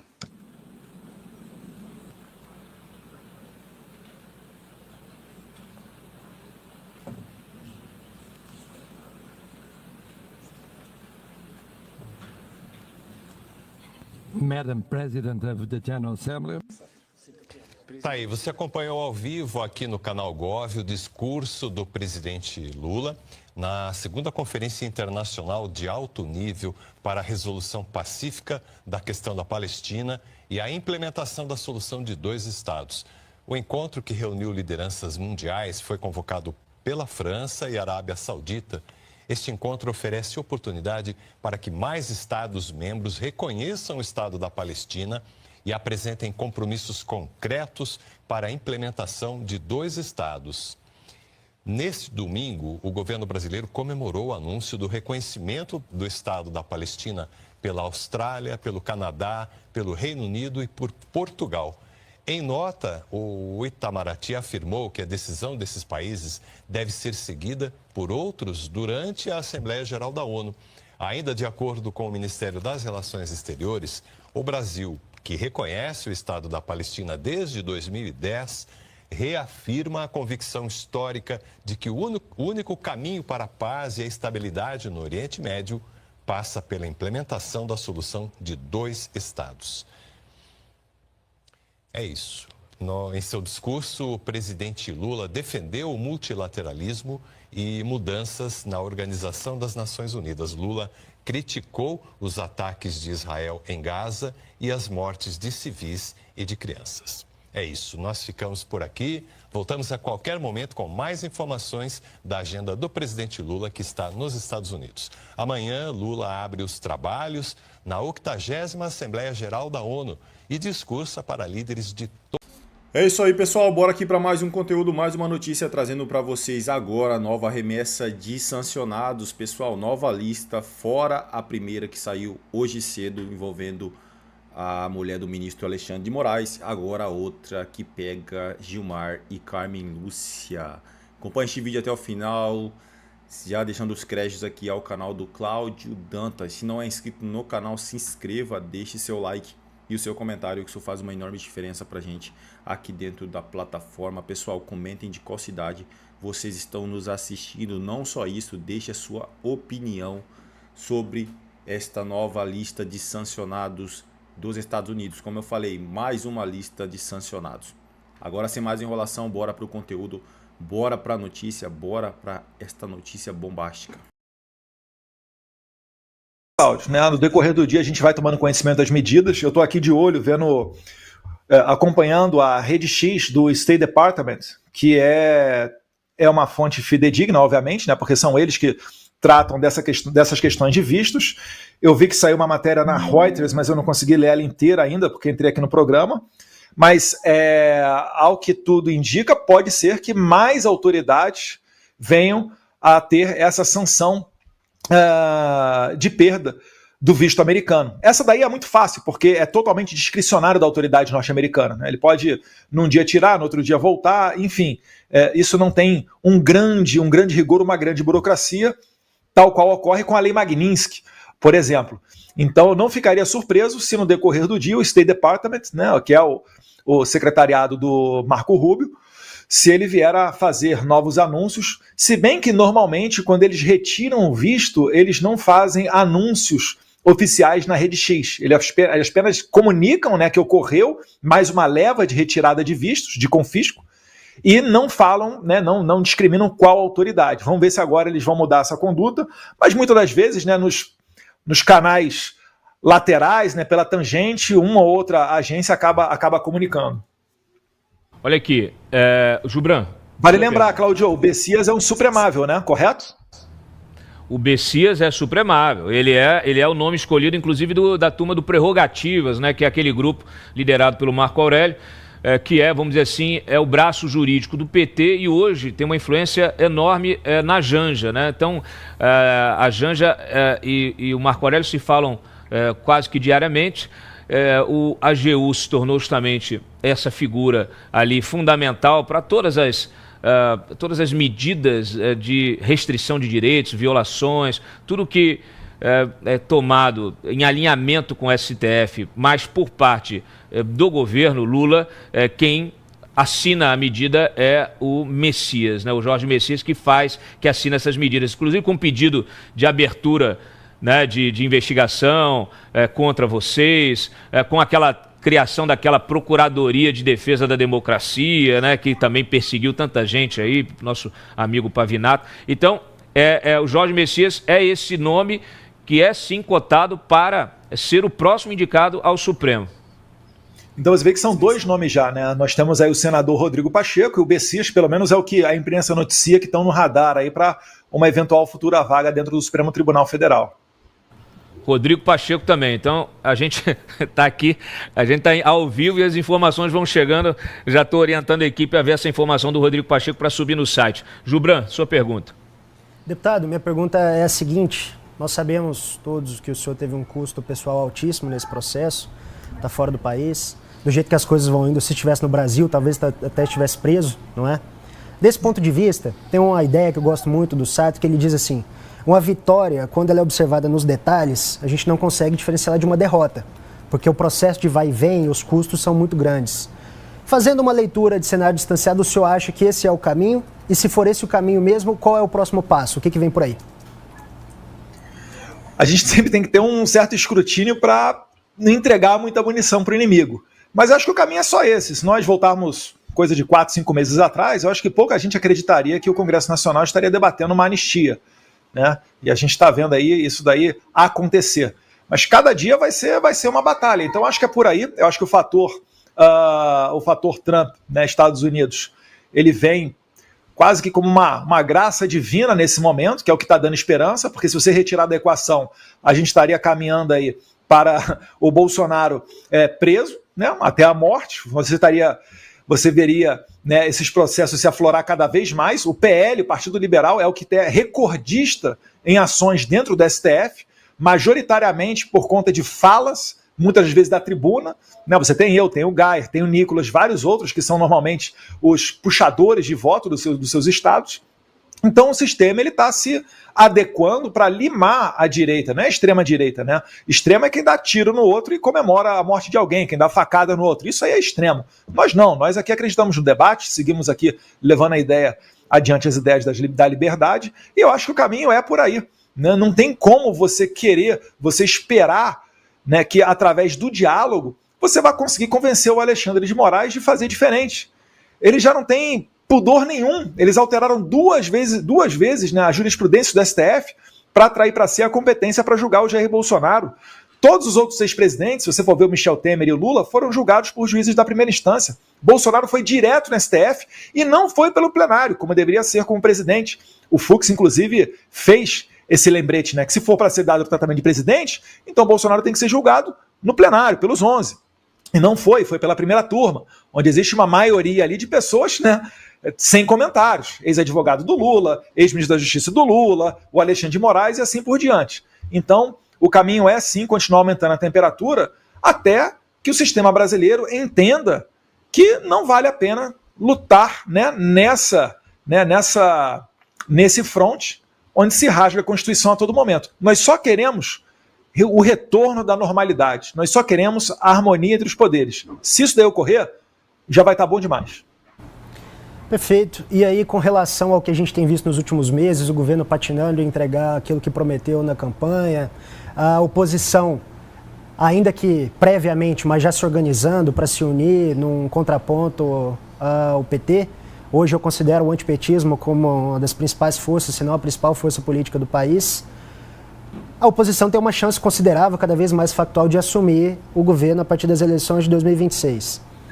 Nessa sequência de ações que tensionam muito a situação, especialmente nessa correlação entre os 3 poderes. A gente viu, eu sempre falo isso, o Congresso Nacional assumiu um poder acima do Poder Executivo com as emendas e o Supremo Tribunal Federal assumiu um poder acima dos 2, englobando aí essa dinâmica das decisões. Uma vez que a oposição vence essas eleições de 2026, o senhor certamente vai ser uma das figuras mais importantes para isso. Qual é o primeiro passo para conseguir tocar o governo?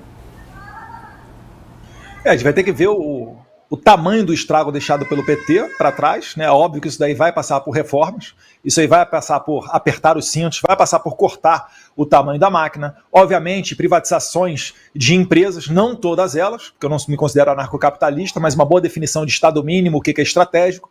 Por isso que eu acho que vale a pena olhar de perto aqui o que tem sido feito pelo governo Trump, o que tem sido feito e pensado principalmente pelo seu vice-presidente, né, o D.D. Vance, para que a partir daí você consiga realmente colocar o país nos trilhos. Isso daí leva tempo, isso daí é complicado. Por quê? Porque foram décadas de domínios da esquerda. Né? Desde 2002, praticamente, você tem não só o Lula de presidente, mas eles se prepararam muito para chegar a esse momento.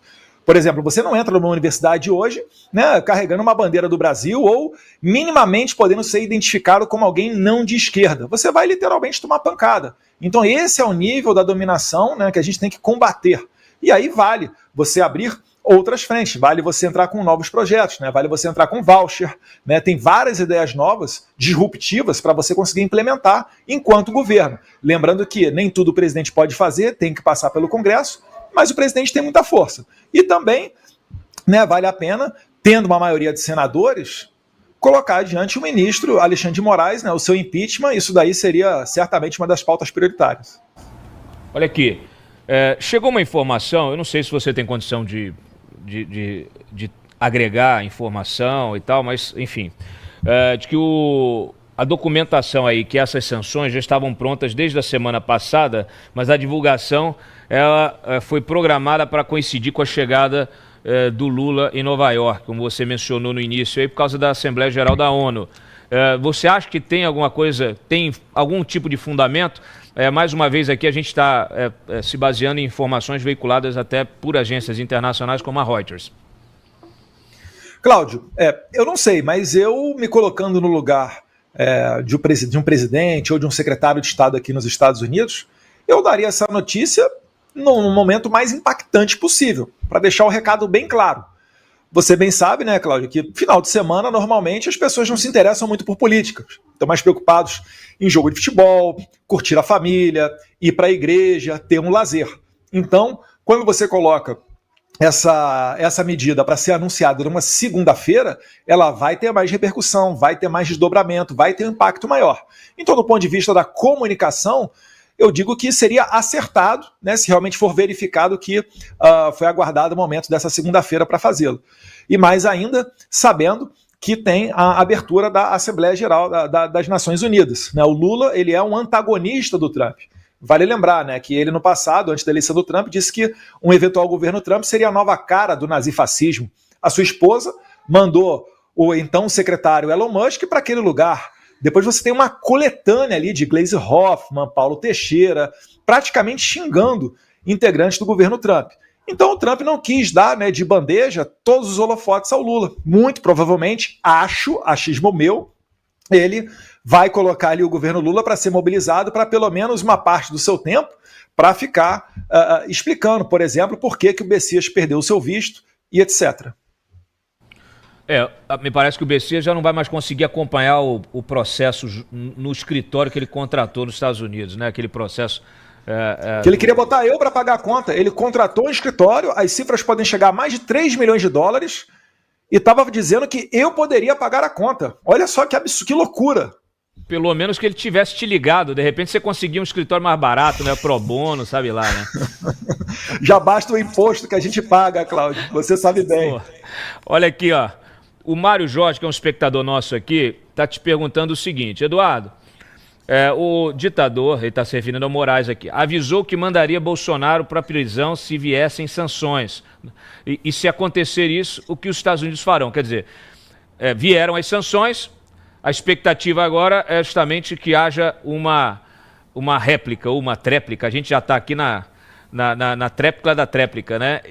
Mas o fato é que, de fato, a gente viu aí, inclusive naqueles jornalistas que fazem o papel constrangedor de porta-vozes de ministros, eles disseram, eles publicaram dias atrás justamente que se viessem mais sanções, o Moraes mandaria teu pai para Papuda.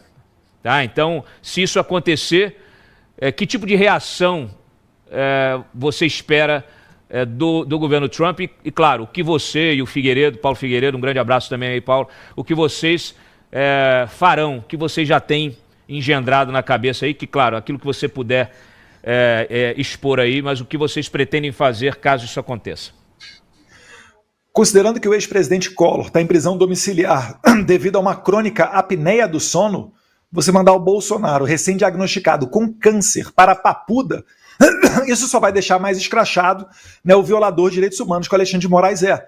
Isso vai aumentar a chance, né, o frame para a gente levar para a Europa, para sancioná-lo também na Europa. E não só ele, todos aqueles, mais uma vez, que dão suporte ao Alexandre de Moraes. Mas eu acho que mais do que isso, fica bem claro o recado já dado pelos Estados Unidos. Eu não sei se agora se foi o Jason Miller ou se foi o próprio Christopher Landau, que é o braço direito do Marco Rubio, que relembrou essas semanas que os Estados Unidos não negocia com terrorista. É isso aí, pessoal, e vamos aqui para mais uma notícia. Estados Unidos revogam visto de Jorge Messias, advogado-geral da União. Também nesta segunda-feira, o governo norte-americano sancionou a esposa do ministro do STF, Alexandre de Moraes, Viviane Barque de Moraes, além da empresa da qual ela e os filhos do magistrado são sócios. O governo dos Estados Unidos revogou o visto do ministro da Advocacia Geral da União, Jorge Messias. A informação é da agência de notícias Reuters. Nesta segunda-feira, a administração do presidente Donald Trump já havia anunciado a aplicação de sanções da Lei Magnitsky à mulher do ministro do Supremo Tribunal Federal, Alexandre de Moraes, Viviane Barque de Moraes, e ao ministro Lex e ao Instituto Lex, que é ligado à família do magistrado. A medida foi divulgada pelo Departamento do Tesouro norte-americano e incluiu o congelamento de eventuais bens sob jurisdição dos Estados Unidos e restrição a transações financeiras internacionais. O ministro Alexandre de Moraes já tinha sido alvo da Magnitsky em 30 de julho. É isso aí, pessoal. O ministro se manifestou e chamou a decisão do governo Trump de agressão injusta. Pessoal, o cerco está se fechando, né? Lembrando que ainda pode sair muito mais. Tem ainda o anúncio que vai acontecer na ONU, né? Lembrando que os Estados Unidos prometeu um anúncio de mais sancionados na ONU.